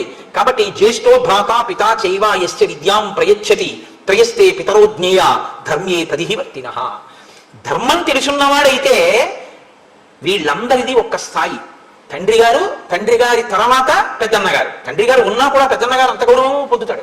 తండ్రి గారు శరీరం వదిలేస్తే పెద్దన్నగారిని. అందుకే మీరు చూడండి, ఇప్పటికీ మనం సనాతన ధర్మంలో తల్లి తండ్రి ఉన్నా కూడా అన్నగారు కానీ బ్రతికి ఉంటే అన్నగారి పేరు మీదే శుభలేఖ వేస్తాం. తండ్రి గారు నిధనం అయిపోయారు అనుకోండి, అన్నగారు ఉన్న తన పేరు మీద శుభలేఖ వేసుకోరు తమ్ముళ్ళు. ఆయన పేరు మీద శుభలేఖ వేసి ఆయన ఆహ్వానిస్తారు ఇంటి పెద్దరికం. ఆయన నా తమ్ముని కుమారుడైనా లేకపోతే నా తమ్ముని కుమార్తె, అసలు అలా కూడా అక్కర్లేదు, నా కుమార్తె అనడానికి ఆయనకి అధికారం ఉంటుంది, నా కుమారుడు అనడానికి అధికారం ఉంటుంది. కాకపోతే అదేమిటి, గురువు గారికి 2 కూతుళ్ళు ఉన్నారా 3 కూతుళ్ళు ఉన్నారా అనుకోకుండా నా సోదరుడు ఫలానా వాడి కుమార్తె అని బ్రాకెట్లో వేస్తారు తప్ప నా కుమార్తె అంటాడు అన్నగారు. అన్నగారు అంటేంటండి మా అమ్మాయి అంటే తమ్ముడు కూతుర్ని. కాబట్టి పెద్దన్నగారు ముందు పుట్టినవాడు. పెద్దన్నగారు అంటే పైవాడే అని కాదు నా ఉద్దేశం, ప్రత్యేకించి పెద్దవాడు. పెద్దవాడు, తండ్రి, విద్య నేర్పినటువంటి గురువు. ఈ ముగ్గురు తండ్రితో సమానమైన స్థాయిలోనే ఉంటారు. కాబట్టి ఇప్పుడు నువ్వు సుగ్రీవుడికి ఎవరు? తండ్రి. తండ్రి కొడుకుని ఎలా చూడాలి? ఎంత ప్రేమగా చూడాలి? కొడుకు భార్య నీకేమవుతుంది? కోడలవుతుంది. నువ్వేం చేశావు? నువ్వు ధర్మం గురించి నన్ను అడుగుతున్నావు. ఇంకింతకన్నా వాలి నోరు ముయ్యడానికి ఏం కావాలండి జవాబు? ఆయన అన్నారు, యవీయాం అత్తన పుత్ర శిష్యశ్చాపి గుణోదిత పుత్రవత్తే త్రయశ్చింత్య ధర్మశ్చేదత్ర కారణం. ధర్మము కారణముగా ధార్మికమైన దృష్టితో చూసినప్పుడు తమ్ముడు, అన్నగారి వైపు నుంచి మాట్లాడినప్పుడు ఒక అన్నగారికి తన తమ్ముడు, తన కడుపున పుట్టిన కొడుకు, తనని అనువర్తించేటటువంటి శిష్యుడు, ఈ ముగ్గురు ఎందు భేదం ఉండదు. ముగ్గురిని ఒక్కలాగే చూస్తాడు. తన కొడుకెంతో తన శిష్యుడంతే, తన శిష్యుడెంతో తన తమ్ముడంతే. తమ్ముడు, శిష్యుడు, కొడుకు ముగ్గురు సమానం. ముగ్గురిని సమానంగా అన్నగారు చూడాలి. తండ్రి లేనప్పుడు పెద్దన్నగారిని తండ్రిగా తమ్ముడు చూడాలి. సుగ్రీవుడు చూశాడా లేదా? చూశాడు. నువ్వు దుందుభిని చంపడానికి పెడితే చచ్చిపోయావు అనుకున్నాడు, అందుకని ఉదకక్రియ చేశాడు. ఉదకక్రియ చేశాడు అంటే నమ్మాడు చచ్చిపోయావని. చెప్పలేదు మంత్రులతో, చచ్చిపోయావని కూడా చెప్పలేదు. బాధ తన కడుపులో పెట్టుకున్నాడు. వాళ్ళు గుచ్చి ప్రశ్న వేసి రాజ్యం ఇచ్చారు. తన భార్య రుమతో నువ్వు చచ్చిపోయావు అనుకుంది కాబట్టి చనిపోయాడు అనుకుంటే అన్న భార్య తమ్ముడిని స్వీకరించచ్చు. సంధ్యావందనం చేసే మానవ జాతిలో నీ భార్య తార నీతో కూడింది కాబట్టి సుగ్రీవుని యందు దోషం లేదు. నీ భార్య అతనితో కూడిన ఆయన భార్య రుమతో ఆయన రాజ్యాన్ని స్వీకరించి పాలన చేశాడు. నువ్వు బతికున్నాను అని తిరిగి వచ్చావు. అన్నయ్య పట్టాభిషేకం అయిపోయిందని ఖైదు చేశాడా? కిరీటం పాదాలకి తగిలేటట్టు వంగి నమస్కరించి అన్నయ్య రాజ్యం తీసేసుకో, నేను యువరాజుని, నన్ను మన్నించు, నాకు తెలియదు అన్నయ్య నువ్వు బ్రతికున్నట్టు అని చెప్పాడు. తండ్రిగా ఉండవలసిన నువ్వు జరిగిన పరిస్థితిని తెలుసుకుని నువ్వు పట్టాభిషేకం చేసుకుని నువ్వు తారతో, ఎందుకంటే నువ్వు బ్రతికొచ్చావు అని తెలిసి ఉన్న తర్వాత తార మళ్ళీ నీ పక్కకు వచ్చేయచ్చు. మీ జాతిలో అది దోషం కాదు. తార నీ పక్కకి వెళ్ళిపోయి రుమ సుగ్రీవుడి పక్కకి వెళ్ళిపోతే ధర్మం నిలబడి ఉండేది. సుగ్రీవుడి వైపు నుంచి దోషం లేదు. సుగ్రీవుడిని నువ్వు ప్రార్థన చేశాడు, నువ్వేం చేసావు? తదేతత్కారణం పశ్య యదర్థం మయా హతః భ్రాతుర్వర్తసి భార్యాయాం త్యక్త్వా ధర్మం సనాతనం అస్యత్తం ధనమానస్య సుగ్రీవస్య మహాత్మనః రుమాయాం వర్తసే కామాత్ స్మృషాయాం పాపకర్మకృత్. నీవు సుగ్రీవుణ్ణి రాజ్యంలోంచి వెళ్ళగొట్టడం మొదటి తప్పు. అతను రాజ్యం ఇచ్చేస్తాను, యవరాజ్యం ఇమ్మన్నాడు. నువ్వు యవరాజ్యం ఇవ్వకపోగా కన్న కొడుకుని పంపినట్టు కన్న కొడుకుని ఇంట్లోంచి తప్పు లేకపోయినా పంపించడం ఎంత తప్పు. అలా పంపించి ఊరుకున్నావా? చంపేస్తానని వెంటబడితే భూమండలం అంతా తిరిగాడు. ఋష్యమూక పర్వతం మీద బతుకుతున్నాడు. బతికున్నాడు తమ్ముడిని తెలిసి, తమ్ముడు మరణిస్తే ఆమె కోరుకుంటే రుమని నువ్వు స్వీకరించచ్చు. తమ్ముడు బతికున్నాడు, నాకు భయపడి ఋష్యమూక పర్వతం మీద ఉన్నాడని తెలిసి బలవంతంగా రుమని కామంతో నువ్వు అనుభవిస్తున్నావు ప్రతిరోజు. స్నుష అంటే ఇప్పుడు ఆమె నీకు కోడలు. తన కోడలిని ఆ దృష్టితో కూడా చూడకూడదు మామగారు. ఎందుకంటే తన కూతురు ఎంతో కోడలు అంతకన్నా ఎక్కువ స్థానం తెలుసా అండి శాస్త్రంలో. అందుకే రాముడైతే శాస్త్రం అలా ఉంటుంది. నీకు మామగారు చచ్చిపోయాడు అన్నాడు తప్ప నాకు తండ్రి గారు చచ్చిపోయాడు అని అనలేదు. పితా మృతస్తే శ్వశుర పితాహీనోసి లక్ష్మణ అన్నాడు ఆయన అయోధ్యకాండలో. మీకు నేను వివరించాను కూడా. మామగారి లాంటి వ్యక్తి ఆడదాని జీవితంలో ఇంకా ఎవ్వరూ ఉండరు. ధర్మం తెలుసున్నవాడైతే ఆడపిల్ల తండ్రి ఎప్పుడూ ఒక మాట చెప్పాలి. అందరూ తనకి నమస్కరించిన పెళ్ళైపోయాక తన కూతురు మాత్రం మామగారు ఎదురుగుండా ఉండగా తనకి నమస్కారం చేయకూడదు. ముందు మామగారికే ముందు నమస్కారం నేర్పుకోవాలి. అమ్మా నీ మొదటి నమస్కారం నీ మామగారికే. మామగారి లాంటి బంధువు ఉండడు అని చెప్తోంది శాస్త్రం. అంత ప్రేమగా ఉంటాడు మామగారు. ఇది చెప్పేటప్పుడు నాకు చాలా సంతోషంగా ఉంటుంది. నా కోడలు ఇప్పుడు వస్తుందా అనిపిస్తుంది. కాబట్టి అలాగని నువ్వు ఇప్పుడు దాని గురించి ప్రత్యేక ప్రయత్నం అక్కర్లేదు. ఆ రోజు వచ్చినప్పుడు నేను చూస్తాను. కాబట్టి యవీయాం ఆత్మన పుత్ర, నీవు స్నుష కోడలి వంటి నీ మరదలితో నువ్వు సంగమించావు, బలవంతంగా అనుభవించావు. తమ్ముడు బ్రతికున్నాడని తెలిసి. ఇప్పుడు చెప్పు, ఎవరిది ధర్మం? నువ్వు ధర్మాత్ముడివా? నీకు పాపం లేదా? ఇప్పుడు ఇక్ష్వాకు వంశీకులదైన ఈ రాజ్యంలో ధర్మం తప్పి ఇలా తిరుగుతున్న వాడిని దండించే అధికారం నాకుందా లేదా? రాజు దండన విధించాలి. ధర్మం తప్పిపోయినవాడు పరిపాలన చేస్తే ఇదే రేపు అందరూ ధర్మంగా స్వీకరిస్తారు. కాబట్టి నువ్వు దండార్హుడవు. తద్వ్యతీతస్య తే ధర్మాత్ కామవృత్తస్య మానవ భ్రాతృభార్యాభిమర్శ్యేస్మిన్ దండోయం ప్రతిపాదితః. తమ్ముడి భార్యని అనుభవించినటువంటి నిన్ను వధించడం మినహా ఇంకొక శిక్ష శాస్త్రంలో లేదు. ఓన్లే ఏదో చేసి విడిచిపెడదాం, ఓ అంగవైకల్యం చేద్దాం, ఓ కాలు తీసేద్దాం, ఓ చేయి తీసేద్దాం అంటే కుదరదు. శాస్త్రంలో ఇటువంటి తప్పు చేసిన వాడు ఇక శరీరంతో ఉండకూడదు. కాబట్టి అతన్ని మృత్యు మార్గమునకు పంపించవలసి ఉంటుంది, మృత్యువునకు ఎరగా పంపించవలసి ఉంటుంది. కాబట్టి నేను నిన్ను చంపేశాను బాణం వేసి. సుగ్రీవేణ తమే సఖ్యం లక్ష్మణేన యథా తథా. సుగ్రీవుడితో స్నేహం చేశావు అంటున్నావు. సుగ్రీవుడితో నా స్నేహం, లక్ష్మణుడితో స్నేహం ఎటువంటిదో అటువంటిది. లక్ష్మణుడు ధర్మాత్ముడు, అందుకని నా వెంట ఉంటాడు. సుగ్రీవుడు ధర్మాత్ముడు, నా వెంట ఉండడానికి అంగీకరించాడు. ఇప్పుడు సుగ్రీవుడు నా తమ్ముడి స్థానం పొందాడు. నీ తమ్ముడైనా నువ్వు సుగ్రీవుడిని తమ్ముడి స్థానంలో ఉంచుకుని నేను ఇచ్చిన మర్యాదను ఇవ్వలేకపోయావు. కాబట్టి అన్నగా చచ్చిపోయావు అంతే. ఈ మాట విని ఎంత ఏడవాలండి వాలి? ఆయన మాట్లాడితే రామచంద్రమూర్తి మాట్లాడడం అంటే అంత స్పష్టంగా ఉంటుంది. కాబట్టి దారరాజ్య నిమిత్తంచ నిశ్రేయస కరస్సమే, నేను ప్రతిజ్ఞ చేశాను. ఆయన రాజ్యాన్ని ఆయన భార్యని ఆయనకి ఇప్పిస్తాను అని నేను ప్రతిజ్ఞ చేశాను. కాబట్టి ఇప్పుడు నువ్వు మరణిస్తే సుగ్రీవుడి భార్య సుగ్రీవుడికి దక్కుతుంది, ధార్మికం అవుతుంది. నీవు మరణించిన తరువాత రాజ్యము కూడా సుగ్రీవుడికి వెళ్ళిపోతుంది. నీవు బ్రతికుండగా సుగ్రీవుడి నీ పాదముల మీద పడి ప్రార్థన చేసినప్పుడు నువ్వు సరిగా ప్రవర్తించి ఉంటే నేను జోక్యం చేసుకోవలసిన అవసరం ఉండేది కాదు. నేను నిన్ను చంపడం నువ్వు తెచ్చుకున్నటువంటి పరిస్థితి తప్ప నేను నిన్ను వెతికి చంపవలసిన అవసరం నాకు లేదు. ధర్మాన్ని నిలబెట్టడానికి నిన్ను చంపడం వినా మార్గం లేని స్థితిని నువ్వు కల్పించుకున్నావు. వాలి పరిస్థితిని ఎవరూ కల్పించుకోకూడదు. కాబట్టి రాముడు ఎప్పుడు ఇచ్చే అవకాశం ఏమిటో తెలుసా అండి?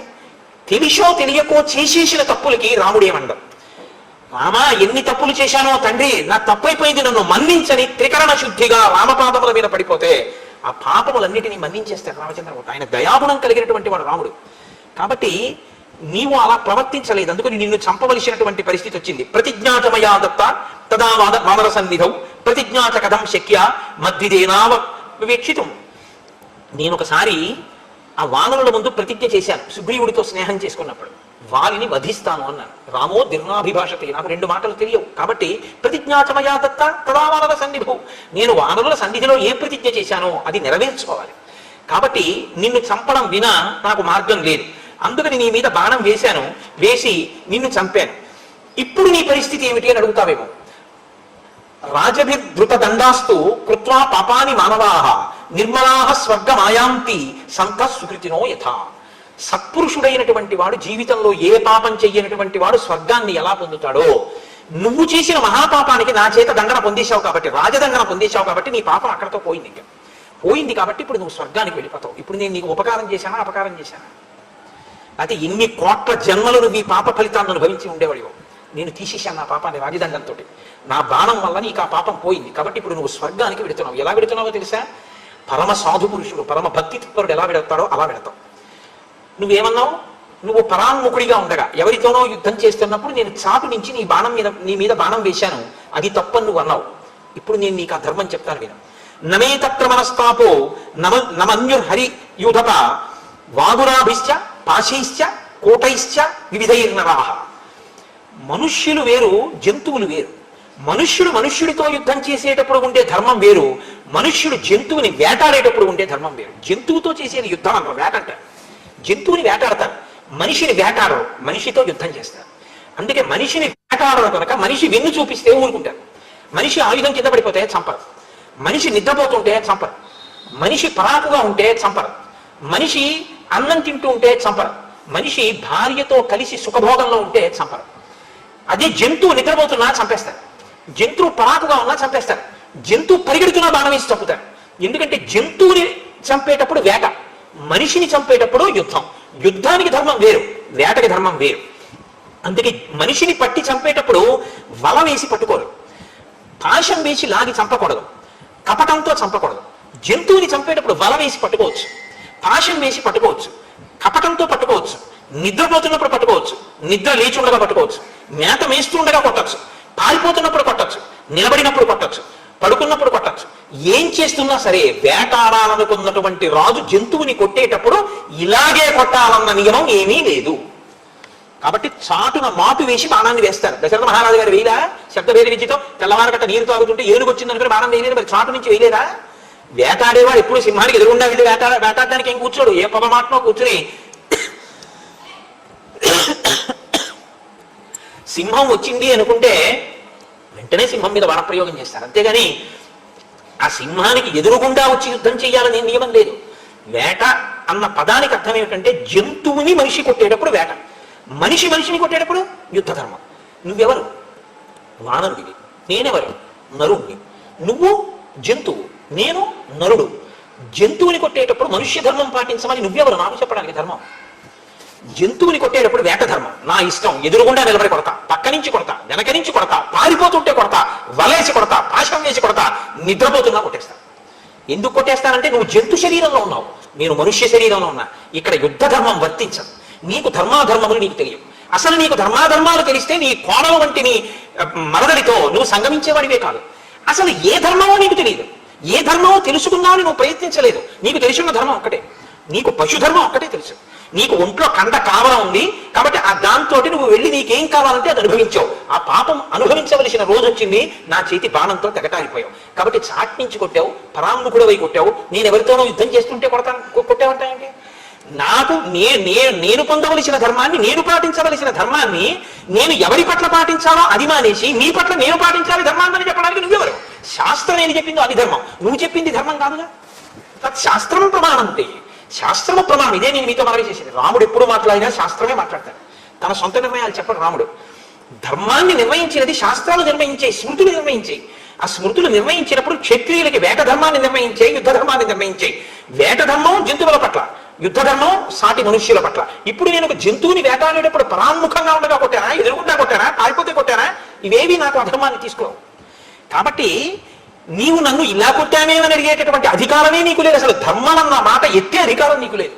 నువ్వు చాలా ధర్మాత్ముడు అయినట్టు మాట్లాడుతున్నావు. కారణం ఏమిటో తెలుసా? నీకేమీ తెలియకపోవడమే కారణం.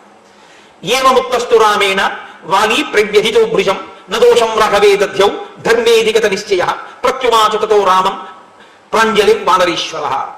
ఈ మాటలు విన్నట్ట వాలి 2 చేతులు ఎత్తి కన్నీటితో నమస్కారం చేశాట. అయ్యా, నేను ఎంత తప్పు మాట్లాడానో నాకు అర్థమైంది. రామా, మీరు ధర్మమూర్తి, రాశీభూతమైనటువంటి ధర్మం. ఇది తెలియక నేను ధర్మాత్ముడు అనుకుని మీరు తప్పు చేశారనుకుని నా నోటికి వచ్చినట్టు వదలాను. అయినా మీరు మహానుభావులు కాబట్టే మీరు ఒక మాట అన్నారు, నీ మీద నాకు కోపము లేదు, నువ్వు చచ్చిపోయావని నాకు బాధ లేదు, నా కర్తవ్యం పూర్తయింది అన్నారు. నేను ఇన్ని మాటలన్నా మీరు నా మీద ఎందుకు ఖేదపడలేదంటే అజ్ఞాని, ఏమీ తెలియదు వాడు. వాడికి ఏ ధర్మం తెలిసని వాడు సరిగ్గా మాట్లాడతాడు, వాడికి ఏం తెలియదు. ఏమీ తెలియని వాడు మాట్లాడితే దానికి నేను చింతిస్తే నా స్థాయి తగ్గుతుంది. కాబట్టి వాడికి ఏమీ తెలియని వాడు మాట్లాడితే దానికి బాధ ఏమిటి? అందుకని మీరు బాధపడలేదని కూడా చెప్పారు. మీరు ఎంతటి ధర్మాత్మలో నాకు ఇప్పుడు అర్థమైంది. కాబట్టి అంజలి ఘటించి మీకు నమస్కరిస్తున్నానని ఒక్కసారి రామచంద్రమూర్తికి సాంజలి బంధకంగా నమస్కరించి ఆయన ధర్మాన్నంతటినీ శ్లాఘించారు. అది రామానుగ్రహం అంటే. కాబట్టి ఇప్పుడు ఎంతో సంతోషించారు. అని తత్రాపి కలు మే దోషం కర్తుం నాపసి రఘవ. రఘవ, నన్ను క్షమించండి, నేను ఇలా పరిధి దాటి మాట్లాడినందుకు మీరు నన్ను క్షమిస్తే నా పాపాలన్నీ ఇక్కడితో సమసిపోతాయి, నేను సంతోషంగా ఊర్ధ్వలోకాలకు వెళ్ళిపోతాను అని.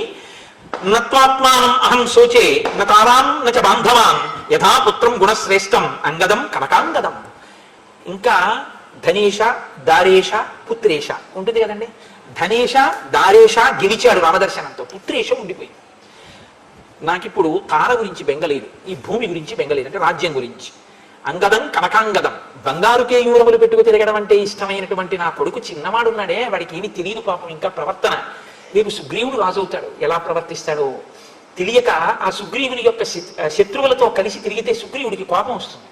కాబట్టి మీరు నా తమ్ముడైనటువంటి సుగ్రీవుణ్ణి ఎలా రక్షించి కాపాడి హత్తుకుని మీ పక్కన పెట్టుకున్నారో అలాగే నా కొడుకైనటువంటి అంగదుణ్ణి మీ ఛత్రఛాయల్లో మీ నీడలో కాపాడి పెద్ద చేయండి రామా, ఇంకా నాకు అంతకన్నా ఏం అక్కర్లేదన్న. తప్పకుండా నేను నీ కొడుకుని అలాగే కాపాడుతాను అని మాటిచ్చాను. మాటిచ్చిన తరువాత మళ్ళీ ఇంకొక మారు క్షమార్పణ చెప్పాడు. శనాభితప్తేన విచేతసామయ ప్రదూషితస్త్వం యదజానతా ప్రభో ఇదం మహేంద్రోపమభిమ విక్రమ ప్రసాదితస్త్వం క్షమమే నరేశ్వర. ఇక్కడతో 3వ మాట అయింది సత్యం. ఆయన అన్నాడు, మహానుభావ, నీవు ఇంద్రుని కూడా నిగ్రహించగలిగినటువంటి గొప్ప బలశాలి, మహేంద్రుడి వంటి శక్తి సంపన్నుడవు. అటువంటి నువ్వు నా ఎదురుగుండా ధనుర్బాణములతో నిలబడితే తెలియక నేను మాట్లాడిన మాటలు, నేను చేసినటువంటి అపరాధములు, నా పాప కర్మలు అన్నీ కూడా క్షమించి నన్ను కాపాడు, నా అనాచారమును మన్నించు అని నమస్కారం చేశాడు. నమస్కారం చేసి నేల పడిపోయాడు. నేల పడిపోయిన తరువాత ఆ తార పరుగు పరుగున అంతఃపురంలోంచి వస్తోంది. వస్తుంటే ఈ వానరులందరూ ఆవిడికి ఎదురెళ్ళారు. ఏం జరిగింది అని అడిగింది ఆవిడ. పెద్ద కోలాహలం కదండి, వాలి మరణించాడంటే, మరి ప్రభువు మరణించాడు, అప్పటి వరకు ఓటమి జరిగిన వాడు.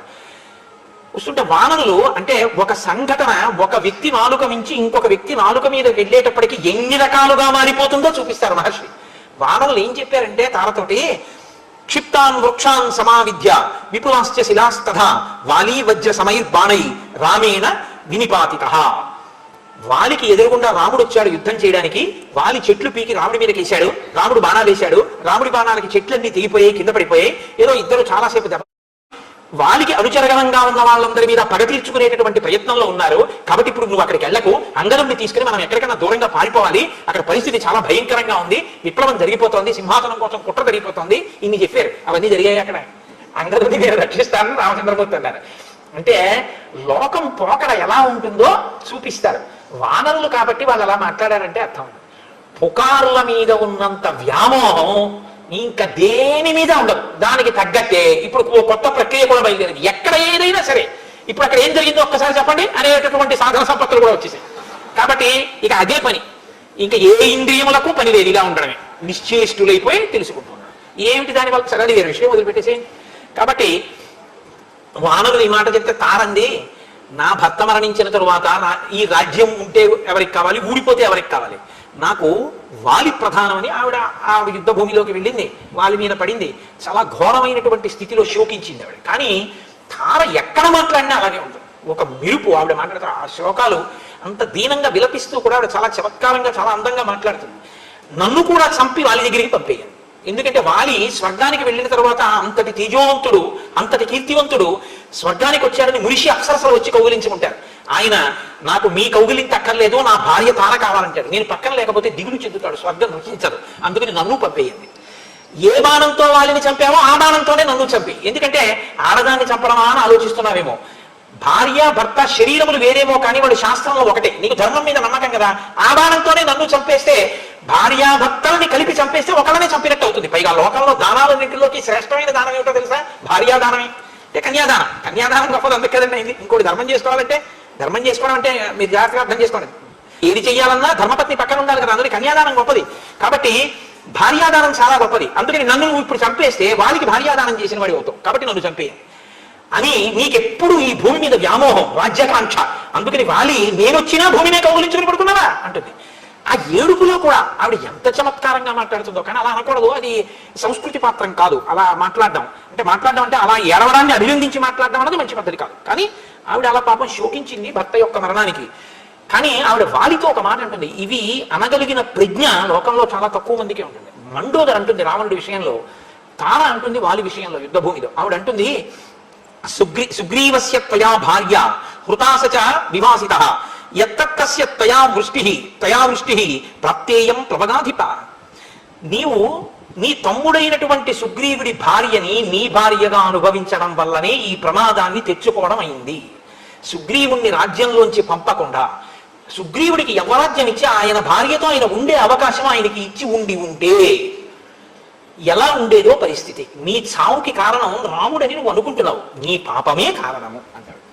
కాబట్టి ఆ తల్లి, ఆ మహాతల్లి చాలా గొప్పగా అని ఆవిడ ఒక మాట అంది, నువ్వు మరణించావు సరే, నీ పాపం నువ్వు చేసావు, నువ్వు చనిపోయావు, కానీ ఇప్పుడు నా పరిస్థితి ఏంటి? వాలి భార్య అంటారు, రాజ్యం ఉంటుంది, కొడుకు అంగదుడు ఉన్నాడు, రేపొద్దున సుగ్రీవుడు రాదైతే అంగదుడు యువరాజు అవుతాడు. యువరాజు యొక్క తల్లి నేను. ఇన్ని ఉన్నా శాస్త్ర పరిజ్ఞానం ఉన్న పండితులు నన్ను ఏమని పిలుస్తారో తెలుసా?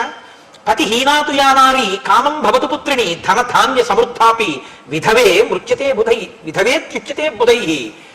శాస్త్రం ఎరిగినటువంటి పండితులు పతి హీనాతు యానారి, భర్త లేనటువంటి ఆడదాన్ని ఎంత గొప్ప కొడుకున్నా, ఎంతమంది కొడుకులున్నా, ఎంత ధనం ఉన్నా, ఎంత ధాన్యం ఉన్నా విధవ అంటారు తప్ప ఇంకొక మాట అనరన్నా. కాబట్టి నువ్వు పాపపు నడువడితో ఉన్నావు, ఫలితం విధవగా నేను బతకవలసినటువంటి స్థితిని నాకు కల్పించావు అని రాముడి వంక తిరిగింది. రాముడి వంక తిరిగి రామునిలో ఉన్న తేజస్సు గుర్తించింది. అప్పుడు కూడా ఆవిడ బహుశా పూర్వపుణ్యము యొక్క బలం చేత తార అలా చెప్పగలిగింది తప్ప అన్యులకు అది సాధ్యం కాదు. అలా పసికట్టినా అలా వాక్కులలో ఆవిష్కరించలేదు. అందులో అటువంటి దీనస్థితిలో ఆవిడంత గొప్పగా మాట్లాడింది. త్వమప్రమేయశ్చ దురాసదశ్చ జితేంద్రియశ్చోత్తమ ధర్మకశ్చ అక్షీణకీర్తిశ్చ విచక్షణశ్చ క్షితి క్షమావాన్ క్షతజోపమాక్ష. నీవు రామ త్వమప్రమేయశ్చ దురాసదశ్చ, నీ యొక్క శక్తిని ఊహించడం ఎవరికి సాధ్యం కాదు. భగవంతుడి యొక్క శక్తిని ఎవరు ఊహిస్తారండి?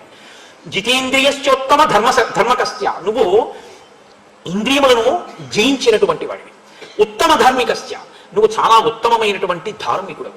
ఇంద్రియములను గెలవడం వేరు, ఇంద్రియములను అణచడం వేరు. మీరు ఈ రెండింటికి తేడాన్ని తెలుసుకోవాలి. ఇంద్రియములను అణిచినటువంటి వాళ్ళు రామాయణంలో ఉంటారు, ఇంద్రియములను గెలిచిన వాళ్ళు రామాయణంలో ఉంటారు.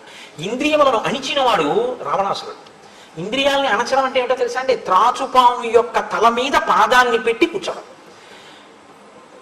కానీ లేచాడనుకోండి పాము తెచ్చేస్తుంది. ఇంద్రియాలు కొంతసేపు బయట వ్యామోహంతో తిరగకుండా తిప్పి అట్టే పెడతాడు. దానివల్ల బ్రహ్మగారి అనుగ్రహాన్ని పొందాడు, వరాలు పొందాడు. లేచాడు, ఇంద్రియాలన్నీ విజృంభిస్తాయి. కాబట్టి ఇప్పుడు ధర్మాన్ని వదిలేస్తాడు. ఇంద్రియాలు ఎటు తిరుగుతున్నాయో అటు తిరగడం మొదలు పెడతాడు. అధార్మికమైన ప్రవర్తన వైపు పెడతాడు. ఇంద్రియాలని గెలవడం అంటే ఏమిటో తెలుసా అండి?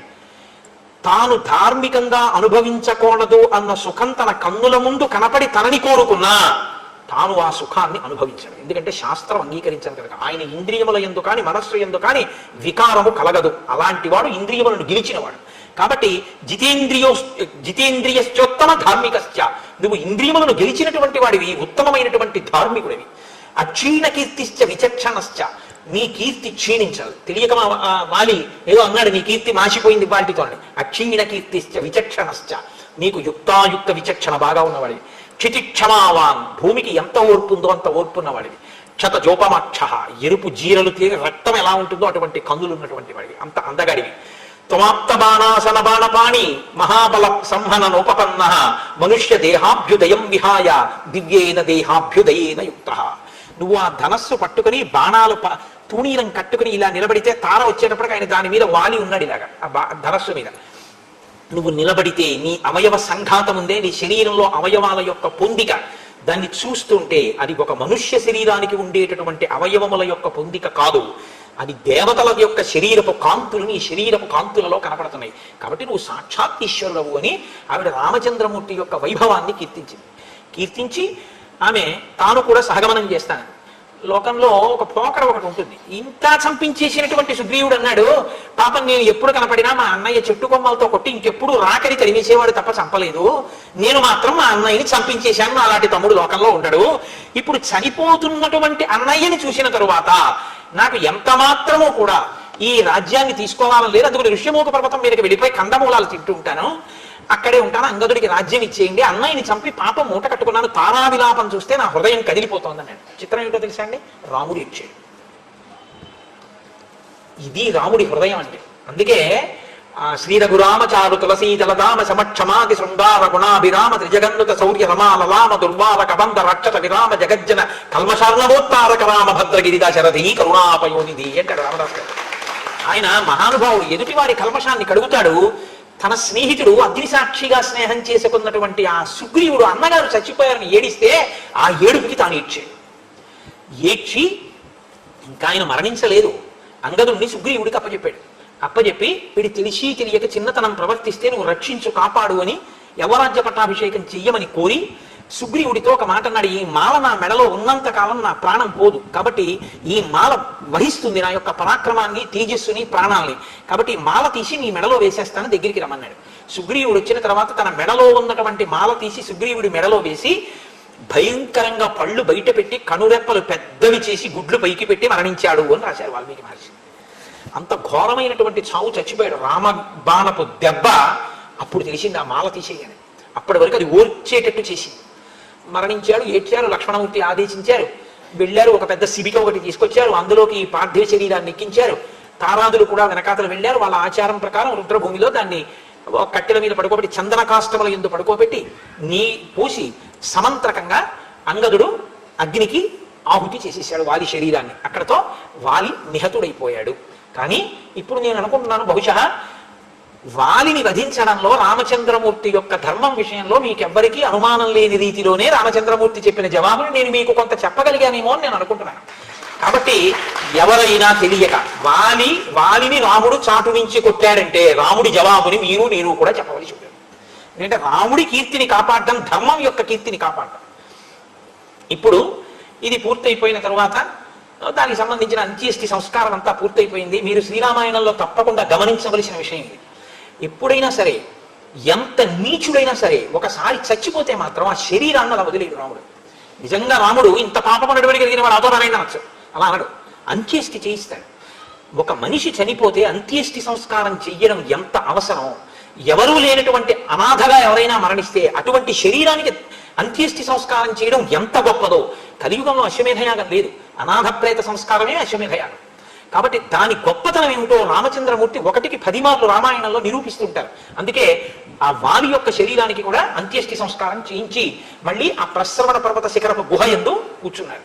హనుమదాదులు సుగ్రీవుడు వెళ్ళారు ఆయన దగ్గరికి. వెళ్ళి అన్నారు, భవత్ ప్రసాదాత్ సుగ్రీవ పితృపైతామహం మహత్ వానరాణాం సుదుష్ప్రాప్తం ప్రాప్తో రాజ్యమిదం ప్రభో భవతా సమనుజ్ఞాతః ప్రవిశ్య నగరం శుభం సంవిధాస్యతి కార్యాణి సర్వాణి ససుహృజ్జనః స్నాతోయం వివిధైర్గంధైః ఔషధైశ్చ యథావిధి అర్చయిష్యతి రత్నైశ్చ మాల్యైశ్చ త్వాం విశేషతః ఇమాం గిరిగుహాం రమ్యాం అభిగంతు విదోర్హసి కురుష్వ స్వామి సంబంధం వానరాం సంప్రహర్షయన్. హనుమ సుగ్రీవుడు ఇతర వానర ప్రముఖుల్ని తీసుకుని ఆయన కూర్చున్నటువంటి పర్వత గుహ దగ్గరికి వెళ్ళి రాముడితో అన్నారు, వాలి కథ పూర్తయిపోయింది, ఇది తాత ముత్తాతల నుంచి సంక్రమిస్తున్నటువంటి వానర రాజ్యపు సింహాసనం కనుక ఇప్పుడు సుగ్రీవుణ్ణి ఆ పట్టాభిషేకం చేసి ఆ సింహాసనం మీద కూర్చోబెట్టాలి. అంగదుడికి యవరాజ్యం ఇవ్వాలి.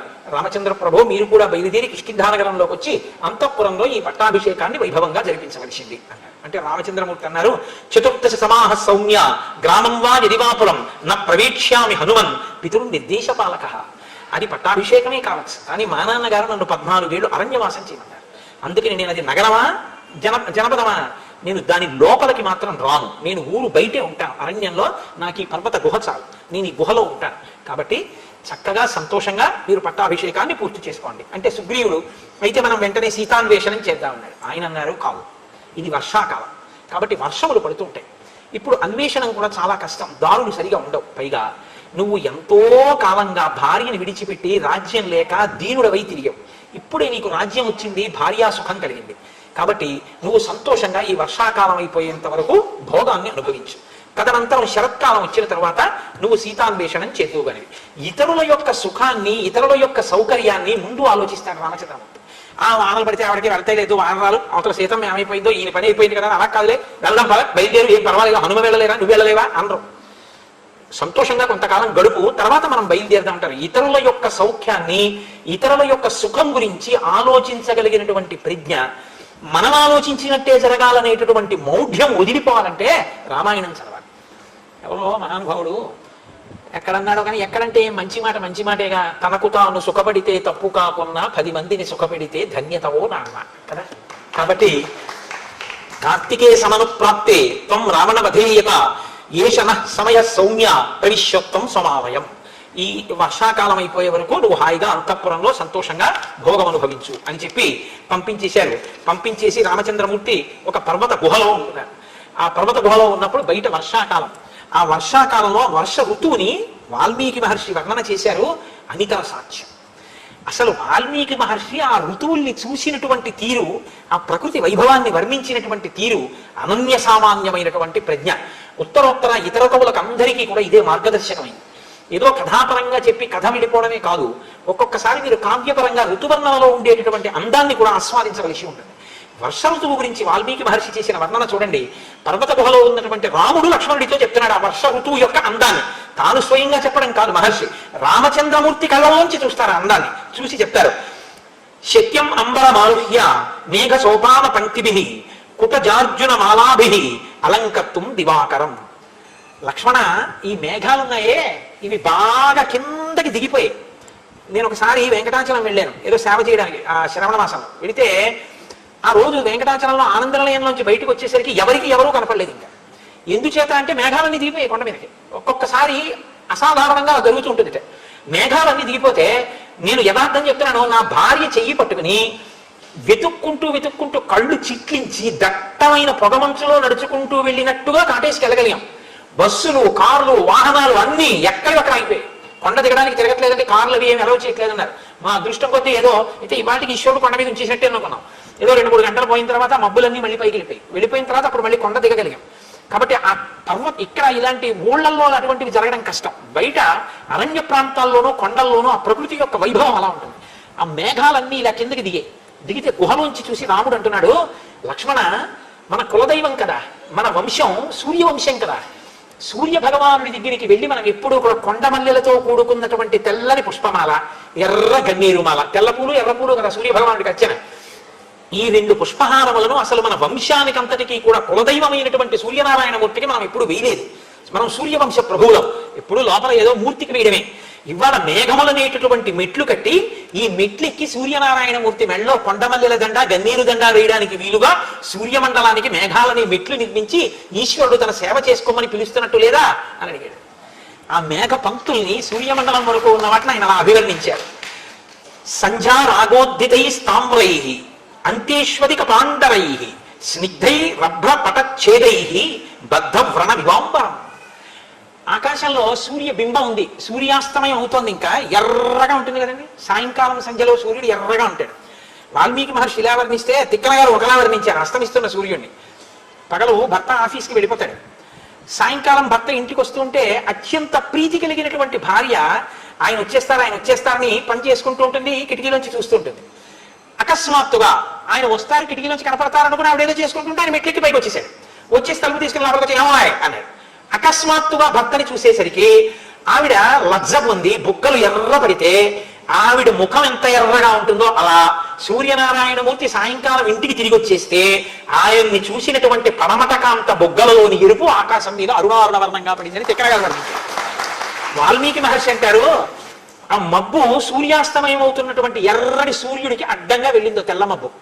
వెళితే ఇప్పుడు తెల్ల మబ్బు మధ్యలో ఎర్రగా ఉంది, అటు ఇటు అంతేశ్వధిక పాండవై, అటు ఇటు తెల్లగా ఉంది.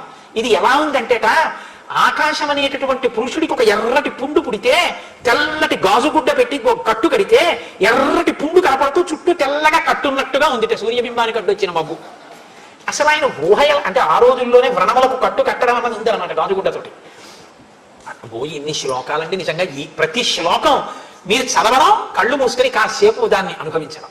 ఆనందంతో గుహలో రాముడు లక్ష్మణుడికి చెప్తుంటే మీరు కూడా ఆయన పక్కన నుంచి రాముడు ఒక్కొక్కటి చెప్తుంటే మీరు కూడా అటు చూసి ఆనందించి రామ బాగా చెప్పారు ఇంకోటి చెప్పండి అంటుంటే రాముడు చెప్తున్నట్లు మీరు భావించి ఆనందపడిపోవడం ఎలా ఉంటాయి ఆ శ్లోకాలు. మహర్షి అలా చెప్పారు మహానుభావుడు. కళాభిరివాహినీభి విద్యుద్భిరివ్యతాడితం అంతః స్తనిత నిర్ఘోషం సవేదన నివాంబరం. ఆకాశంలో నల్లటి మబ్బులు, తలుక్కుని మెరుపులు, పెద్ద పెద్ద పిడుగులు.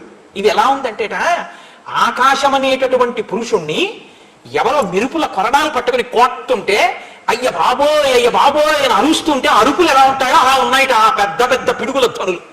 కడుపులో ఎంత బాధ ఉందో అన్నట్టుగా ఉన్నాయిట మబ్బుల చాటున ఆకాశం. పైకి వ్యక్తం కాని కడుపులోని బాధలా మబ్బు చాటు ఆకాశం. కొడుతున్న కొరడాల తీగలలాగా మెరుపులు, అరుస్తున్న అరుపులులా పిడుగులు ఉన్నాయి అని మహర్షి అంటారు. వర్షాకాలంలో అలా లేదు లక్ష్మణ, పిడుగులు పడుతుంటే మెరుపులు మెరుస్తుంటే. ఎవరైనా ఇలా అనగలిగిన వాళ్ళు ఉన్నారండి?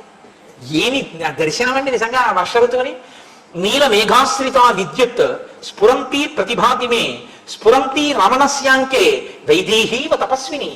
ఆ నల్లటి మబ్బు మధ్యలో తడుక్కని మెరుపు మెరిస్తే లక్ష్మణ, నల్లటి మినుముల పోగులాంటి రావణాసురుడు తన తొడ మీద మీ వదిన్ని కూర్చోబెట్టుకుని వెడుతుంటే ఏడుస్తూ కదిలిపోతున్న మీ వదినిలా లేదు తడుక్కుమన్న ఆ మెరుపు నల్ల మబ్బు మీద అంటాడు.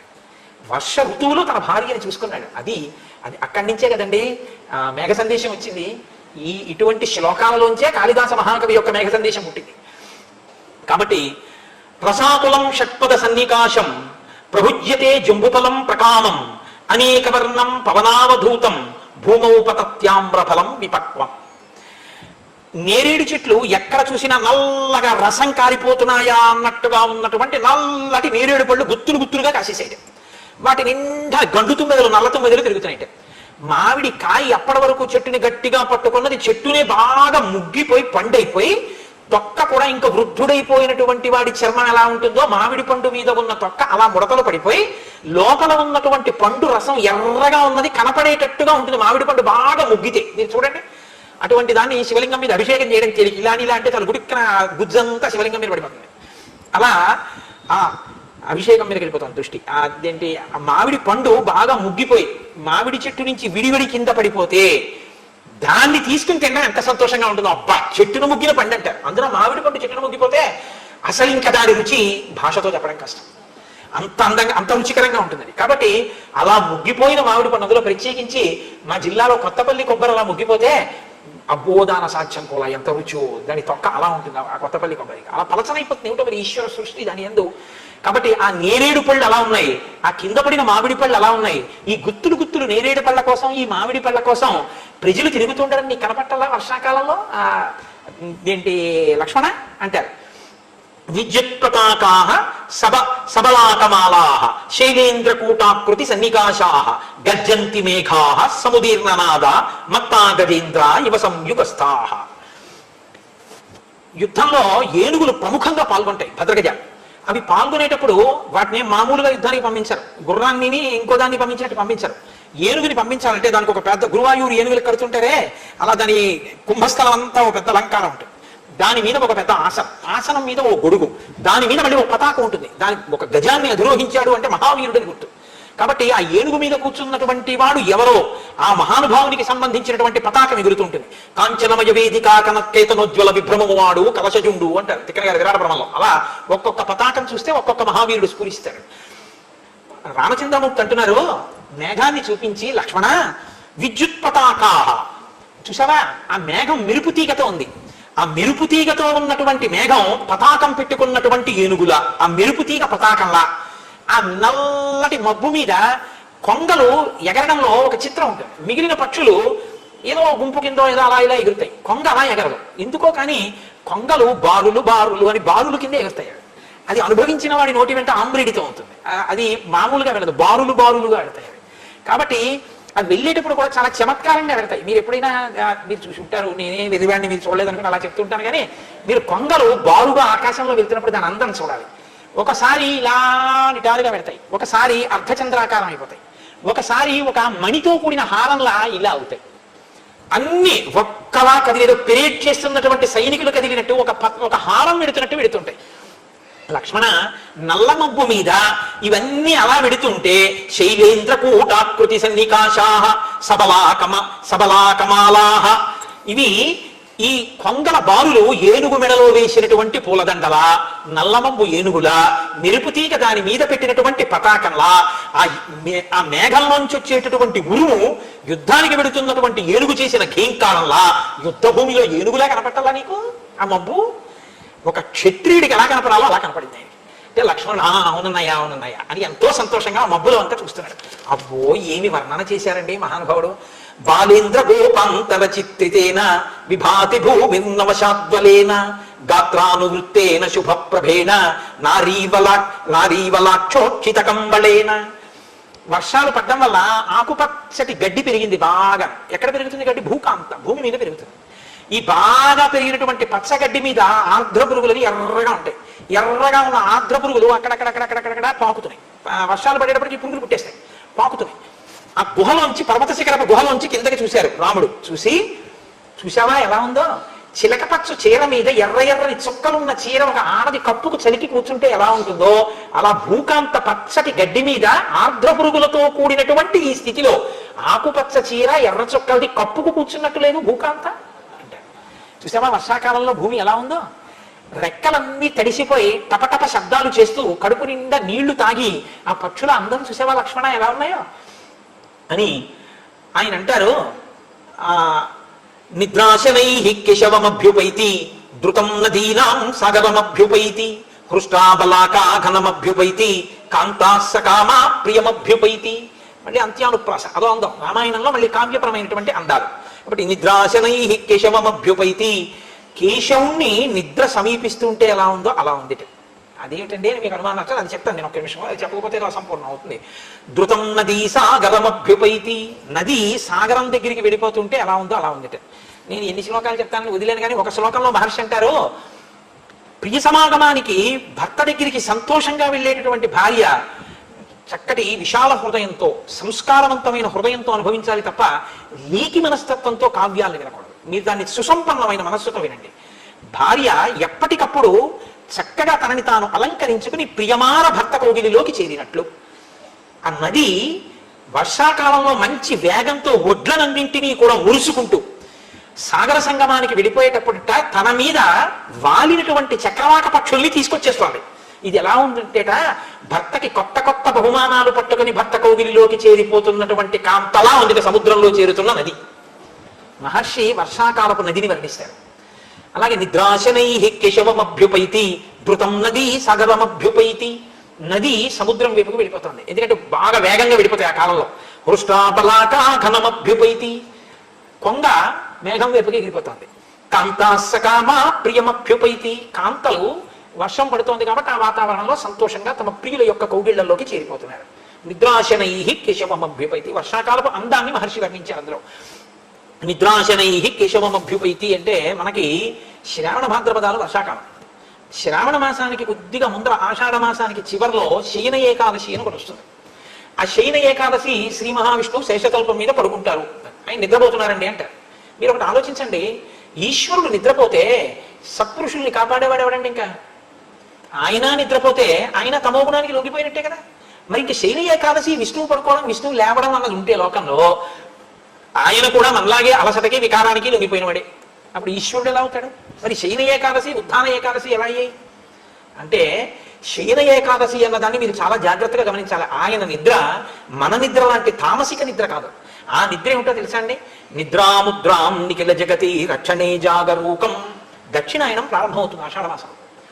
ఆషాఢమాసంలో దక్షిణాయనం ప్రారంభమైతే దక్షిణాయనం అంతా ఉపాసన కాలం. ఉపాసన పైన శరీరంతో లోపల మనస్సుతో ద్విగుణీకృతంగానూ చేయాలి. ఆయన కన్నులు మూసుకుని మీ లోపలి మనస్సు ఎలా ఉపాసన చేస్తోందో బాగా చూస్తాట దక్షిణాయనంలో. అందుకని నిద్రపోయినట్టుగా నిద్రాముద్రాం నిఖిల జగతి రక్షణే జాగరూకం, ఇంకా బాగా గమనించడానికి కళ్ళు మూసుకుని పడుకోవడం, పైకి చూడడం కాదు, మీ లో మనసుల్ని చూడడానికి పడుకోవడం శయన ఏకాదశి. తప్ప ఆయన నిద్రపోయారనకూడదు శయన ఏకాదశి. ఆయన ఇంకా బాగా చూస్తాడు కాబట్టి ఇప్పుడు నేను ఇంకా బాగా ఉపాసన చేయాలని మీరు అనుకోవాలి. కాబట్టి నిద్రాశనై కేశవమభ్యుపైతి. రాముడు అంటాడు లక్ష్మణుడితో, జాతావనాంతాః సికి సంప్రవృత్త జాతాః కదంబాః సకదంబ శాఖాః జాతా వృషాగోషు సమాన కామ జాతా మహీసస్య వనాభిరామ. లక్ష్మణ చూశావా, ఈ వర్షాలు పడుతుంటే నెమళ్ళు ఎక్కడ చూసినా పింఛాలు విప్పి నృత్యం చేస్తున్నాయి. కదంబ వృక్షాలు వర్షాలు పడితే సంతోషించి గుత్తులు గుత్తులు పూలు పూస్తాయి. ఆ పువ్వులన్నీ కిందకి వాలిపోయి నేల వాలిపోయి. ఆవులకి ఎద్దులకి కూడా వర్షాలు పడితే సమాన కామం కలుగుతుంది.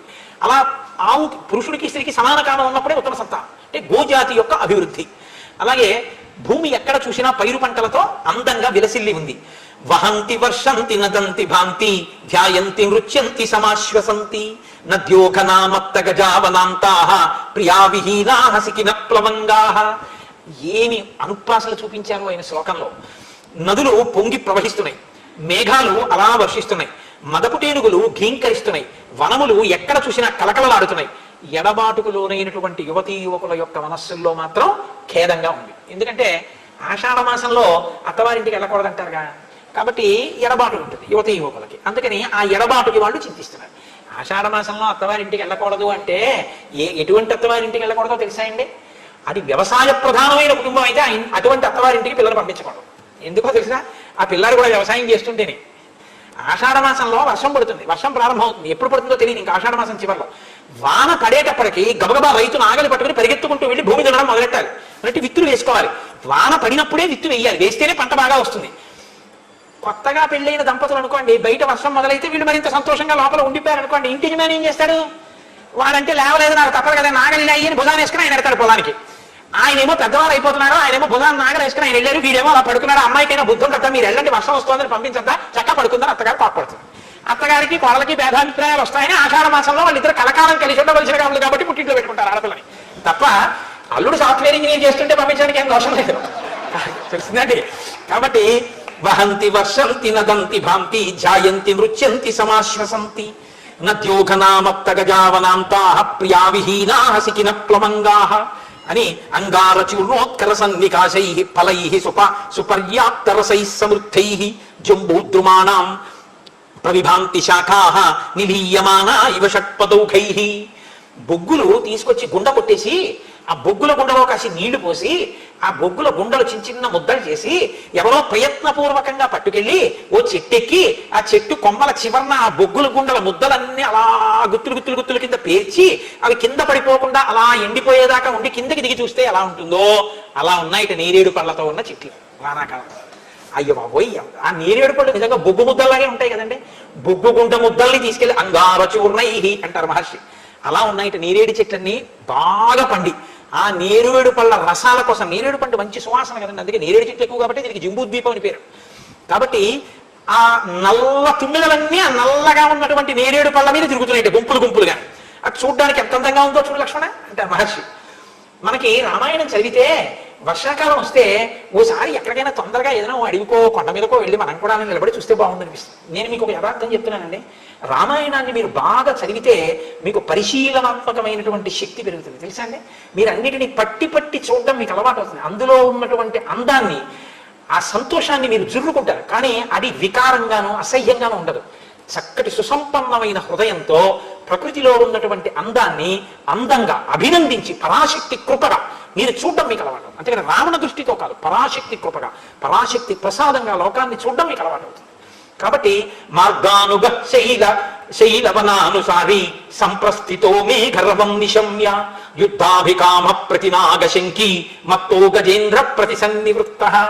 ఏమి ఊహ చేశారో ఆయన.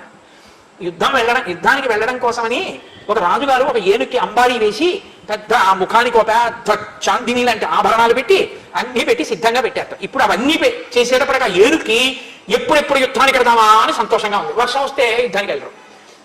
పెద్ద వర్షం వచ్చింది. వర్షం వచ్చి దూరంగా ఎక్కడో గర్జన వినపడింది, మేఘ గర్జన. ఈ ఏనుగుట అంబారి ఊగిపోయేటట్టుగా పరిగెత్తుకుంటూ తాను భీంకరిస్తూ వెళ్ళింది. అంటే ఎదుటి సైన్యంలో ఉన్నటువంటి యోధులకు సంబంధించిన ఏనుగు ఒకటి యుద్ధానికి వచ్చేస్తోంది, నేను వెళ్ళకపోతే ఎలాగా అని అది కూడా వెళ్ళిపోయింది. వెళ్ళిపోతే అది మేఘం గర్జించింది, ఏనుగు కాదు. కాబట్టి ఇది చాలా దూరం వెళ్ళి చూసింది, ఏనుగు కనపడలేదు. ఓహో, నా చిత్తభ్రాంతి, యుద్ధం కోసం సిద్ధమై ఉన్నాను కదా, నా శత్రు సైన్యంలో ఏనుగు గర్జించినట్టు అనిపించి ఇంత గబగబా వెళ్ళిన ఏనుగు మెల్లగా తొండం ఊపుకుంటూ తిరిగి వస్తుంది. మేఘ గర్జన విన్న యుద్ధపు టేనుగు అలా వెళ్ళి తిరిగి వచ్చేస్తోంది. లక్ష్మణ చూసావా, దాని పౌరుషం అంటారు రామచంద్రమూర్తి. క్వచిత్ ప్రగీత ఇవ షట్పదౌఘై, క్వచిత్ ప్రనృత్త ఇవ నీలకంఠై, క్వచిత్ ప్రమత్త ఇవ వారణేంద్రై, విభాంత్యనేకాశ్రయిణోవనాంతాః. చూసావా, ఇక్కడ తుమ్మెదలన్నీ ఝంకారం చేస్తూ సంగీత కచేరీ చేస్తున్నాయి. మీరు కొన్ని క్షేత్రాలకు వెడితే ఆశ్చర్యంగా ఉంటుంది. మీరు ఇలా వెళ్ళారనుకోండి, ఏదో సంగీతం జరుగుతుంటుంది. మీరు అక్కడి నుంచి వచ్చేసి ఇలా వెళ్ళారనుకోండి, ఏదో నాట్యం జరుగుతుంటుంది. గురువాయూరులో దేవాలయం బయట ఎప్పుడు ఏదో నాటకం, నాట్యం, నృత్యం ఏదో చేస్తుంటారు. వెంకటేశ్వర స్వామిలో వెంకటాచలంలో ఆస్థాన మండపంలో ఏదో జరుగుతుంటుంది. ఇప్పుడు ఏదో ఒకటి జరుగుతుంటాయి. అలా కాకుండా మీరు కొన్ని ఏదో తీర్థాలు జరుగుతున్నాయి అంటుంటారు, సంబరాలు జరుగుతున్నాయి, అమ్మవారి సంబరం అవుతుందంటారు. అలాంటి చోటుకి వెడితే ఇక్కడ ఒక కళా పరిషత్తులోనేమో నృత్యం జరుగుతుంటుంది, ఇంకొక చోట సంగీతం జరుగుతుంటుంది, ఇంకొక చోట ఏమో ఏదో పురాణం జరుగుతుంటుంది. అలాగట వానాకాలంలో అరణ్యమంతా కూడా కచేరీలు జరుగుతున్నాయి. ఏం కచేరీలు అంటే ప్రగీత ఇవ షట్పదౌఘై, ఈ భ్రమణాలన్నీ తుమ్మెదలన్నీ ఝంకారం చేస్తూ తిరుగుతున్నాయి. అంటే పాట కచేరీట. చాలాసేపు పాటలు విన్నాం, కాసేపు డాన్స్ ప్రోగ్రామ్ చూద్దామని ఇలా వస్తే ఇంకొక చోట కడితే క్వచిత్ ప్రనృత్త ఇవ నీలకంఠై, అక్కడ నెమళ్ళు నాట్యం చేస్తున్నాయి. కాసేపు మీరు ఆ డాన్స్ చూడొచ్చు. అయిపోయిన తర్వాత అబ్బా ఇది ప్రకాశించట్లేదు ఈ పర్వత శిఖరం నుంచి చూస్తే లక్ష్మణ అంటారు. ఇలా ఆ వర్ష ఋతువుని గురించి వర్ణించి సూర్యాస్తమయం అయింది. సంధ్యావందనం చేయాలిగా. సూర్యాస్తమయం అయిందని ఎలా తెలుస్తుంది? చీకటిగా ఉంటుంది. ఎందుకటి? బయట నల్లటి మబ్బు కమ్మేసింది, ఇంట్లో వెలుతురు ఉండదు, అందుకని లైట్ ఏవే, బయట మబ్బు ఏం కనపట్టలేదు అంటాడు. అలా కటిక చీకటిగా ఉంది మబ్బుల వల్ల. సూర్యాస్తమయం అయిందని ఎలా తెలిసింది? రామచంద్రమూర్తి అంటారు, నిలయమానైర్విహగై నిమీలద్భిశ్చ పంకజై వికసంత్యాచ మాలత్య గతోస్తం జ్ఞాయతే రవి. అక్కడ పక్షులన్నీ కూడా గూటికి వెళ్ళిపోతున్నాయి. అలాగే ఆ పద్మములన్నీ కూడా ముడుచుకుపోతున్నాయి. అలాగే సన్నజాజి పూలన్నీ సాయంకాలం వేళ విచ్చుకుంటున్నాయి. దీన్ని బట్టి సూర్యాస్తమయమైంది అని తెలుస్తోంది లక్ష్మణ, లేకపోతే అసలు తెలియదు అని ఆయన అంటారు. చూసావా వర్షాకాల వైభవం ఎంత అందంగా ఉందో. మనమైతే ఎప్పుడు ఒకటే అనుభవిస్తాం. ఏమిటి అనుభవిస్తాం అంటే, వాన వచ్చేస్తుంది, ఆఫీస్కి వెళ్ళాలి, ఎలా రెయిన్కోట్ ఎక్కడ ఉంది, అది ఎక్కడ మడత పెట్టి పెట్టేశాను. ఇప్పుడు స్కూటర్ మీద వెళ్తే వాటర్ సర్వీసింగ్కి మళ్ళీ వాళ్ళేమో బురద, రోడ్లు చూస్తే గోతులు, టైంకి వెళ్ళాలి, ఎలా ఫైల్ ఉండిపోయింది. అసలు మనం ఆ ఋతువుని అనుభవించడం, ఆ ఋతువు ప్రకృతిని అనుభవించడం, ఆ అందాలు అనుభవించడం అన్నీ మానేసి కృతక జీవితమే. కనీసం కావ్య పఠనంలో పరకాయ ప్రవేశం చేసి అనుభవించినా అదొక గొప్ప ఆనందం. ప్రకృతిని పరిశీలించడం ఒక గొప్ప విద్య అండి. రవీంద్రనాథ్ ఠాగూర్ గారి తండ్రి దేవేంద్రనాథ్ ఠాగూర్ గారు, రవీంద్రనాథ్ ఠాగూర్ ప్రకృతిని పరిశీలనం చేసి చిన్న కవితలు రాస్తుంటే, నువ్వు ఇలాగే పరిశీలనం చేసి చక్కటి కవిత అల్లు, నువ్వు ఇంతకన్నా ఏమి చెయ్యక్కర్లేదని విడిచిపెట్టారు కాబట్టి, స్వేచ్ఛనిచ్చారు కాబట్టి ఆయన విశ్వకవి అయి మహానుభావుడు ఈ దేశానికి సాహిత్యంలో నోబెల్ ప్రైజ్ తీసుకొచ్చారు. ప్రకృతి పరిశీలనం అన్నది అంత గొప్పది. ఆ ప్రకృతి పరిశీలనంలోంచే వ్యక్తి ఋషి అవుతాడు. ఋషి అవడం అంటే ఏమిటో తెలుసా అండి? ప్రకృతిని పరిశీలించి పరాశక్తి యొక్క అనుగ్రహంగా చూసేటటువంటి దృష్టికోణం ఎవరికి వస్తుందో వాడే ఋషి. నేను మీతో ఒక మాట చెప్తాను చూడండి. బకించంద్ర చటర్జీ అని ఉన్నారు. ఆయన మనం పాడేది నిజానికి ఒక్కటే. అందులో వందే మాతరం సుజలాం సుఫలాం మలయజ శీతలాం సస్య శ్యామలాం మాతరం వందే మాతరం అంటారు. నీటి గలగలలతో, ఎక్కడ చూసినా చెట్లతో, పళ్లతో నిండి ఉన్నటువంటి ఈ భరత భూమి కాదు, మాకు అన్నం పెట్టి నీళ్ళు ఇవ్వడం కోసం సిద్ధంగా ఉన్న మా అమ్మ. కాబట్టి వందే మాతరం, ఓ భరత మాత నీకు నమస్కారం. ఆయన ఋషి. ఆయనకి భరత భూమి కనపడలేదు, భరత భూమిలో భరత మాత కనపడింది. అలా తల్లితనాన్ని, పరాశక్తిని చూడగలిగినటువంటి హృదయం మీకుంటే ప్రకృతిలో, మీ చూపు తప్పు కాదు. అప్పుడు అది ఋషి యొక్క చూపు. అలా చూడకుండా ఎక్కడైనా ఏదైనా సొబగుగా కనపడితే తాను అనుభవించాలని కోరుకున్నాడు అనుకోండి, అది రావణ దృష్టి. దాన్ని మనిషి నియంత్రించుకోవాలి. అది తప్పు. అలా ఉండకూడదు. అందాన్ని అందంగా, సౌందర్యాన్ని సౌందర్యంగా అభినందించాలి. అది పరాశక్తి విభూతి. ఎక్కడెక్కడ ఏది అందమైందున్నా, ఏది ప్రకాశవంతమైందున్నా మమ తేజోంశ సంభవం అంటాడు గీతాచార్యుడిది. నా తేజస్సు అంటాడు. ఓ ఈశ్వర నీ తేజస్సు అని అభినందించి ఆనందించగలగాలి. కాబట్టి రామచంద్రమూర్తి అంటారు, ఉపకారేణ వీరోహి ప్రతికారేణ యుజ్యతే అకృతజ్ఞో అప్రతికృతో హంతి సత్వవతాం మనః. సుగ్రీవుడు ఇప్పుడు వర్షాలు పడుతున్నాయి కాబట్టి విశ్రాంతి తీసుకుంటున్నాడు. నిజమే, పాపం ఎంత కష్టపడ్డాడో, సుఖంగా సంతోషంగా గడపని ఇతరుల కష్టాన్ని తాను అర్థం చేసుకుంటాడు రాముడు. వర్షాకాలం అయిపోయిన తర్వాత కూడా ఇలాగే భోగాల్లో మునిగిపోయి ఉండిపోతే కృతజ్ఞత అన్నది మరిచిపోయిన వాడు అవుతాడు, కృతజ్ఞుడు అవుతాడు, ఉపకారానికి ప్రత్యుపకారాన్ని మరిచిపోయిన వాడు అవుతాడు. అప్పుడు పెద్దల చేత శలాహింపబడడు, పెద్దల యొక్క నిందకి గురవుతాడు. అది తర్వాత ఇంకా ప్రారంభం అవుతుంది. కాబట్టి మనం ఇప్పుడు ఆ సుగ్రీవుణ్ణి విశ్రాంతి తీసుకొనిద్దాం. తొందరగా ఈ వర్షాకాలం విడిపోతే శరత్కాలం ప్రారంభమైన తర్వాత మనం పెడదాం. అంటే ఓర్పు వహించడం అన్నది రాముడికి తెలుసు. ఇది తార చెప్పింది.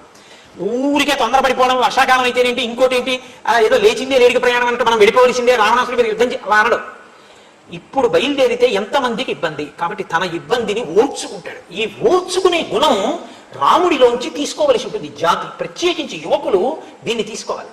యువతీ యువకులు రామచంద్రమూర్తి ఇతరుల గురించి ఆలోచించే ధోరణి, ఇతరులు సుఖపడాలని ఆయన కోరుకునే విధానం, తన కష్టంలో ఉన్నా ఇతరులు సుఖంగా ఉన్నారని తాను సంతోషించగలిగిన హృదయం, ఓర్పుతో తాను వీచి ఉండగలిగినటువంటి లక్షణం, ఇది నేర్చుకుంటే మీకు జాతి సుసంపన్నం అవుతుంది. అలా సుసంపన్నం కావాలి అంటే ఆబాల గోపాలము రామాయణం చదువుకోవాలి, రామాయణాన్ని వినాలి. కనుక ఇప్పుడు నేను మీతో ఒక శుభవార్త చెప్పవలసి ఉంటుంది. ఏమిటా శుభవార్త అంటే,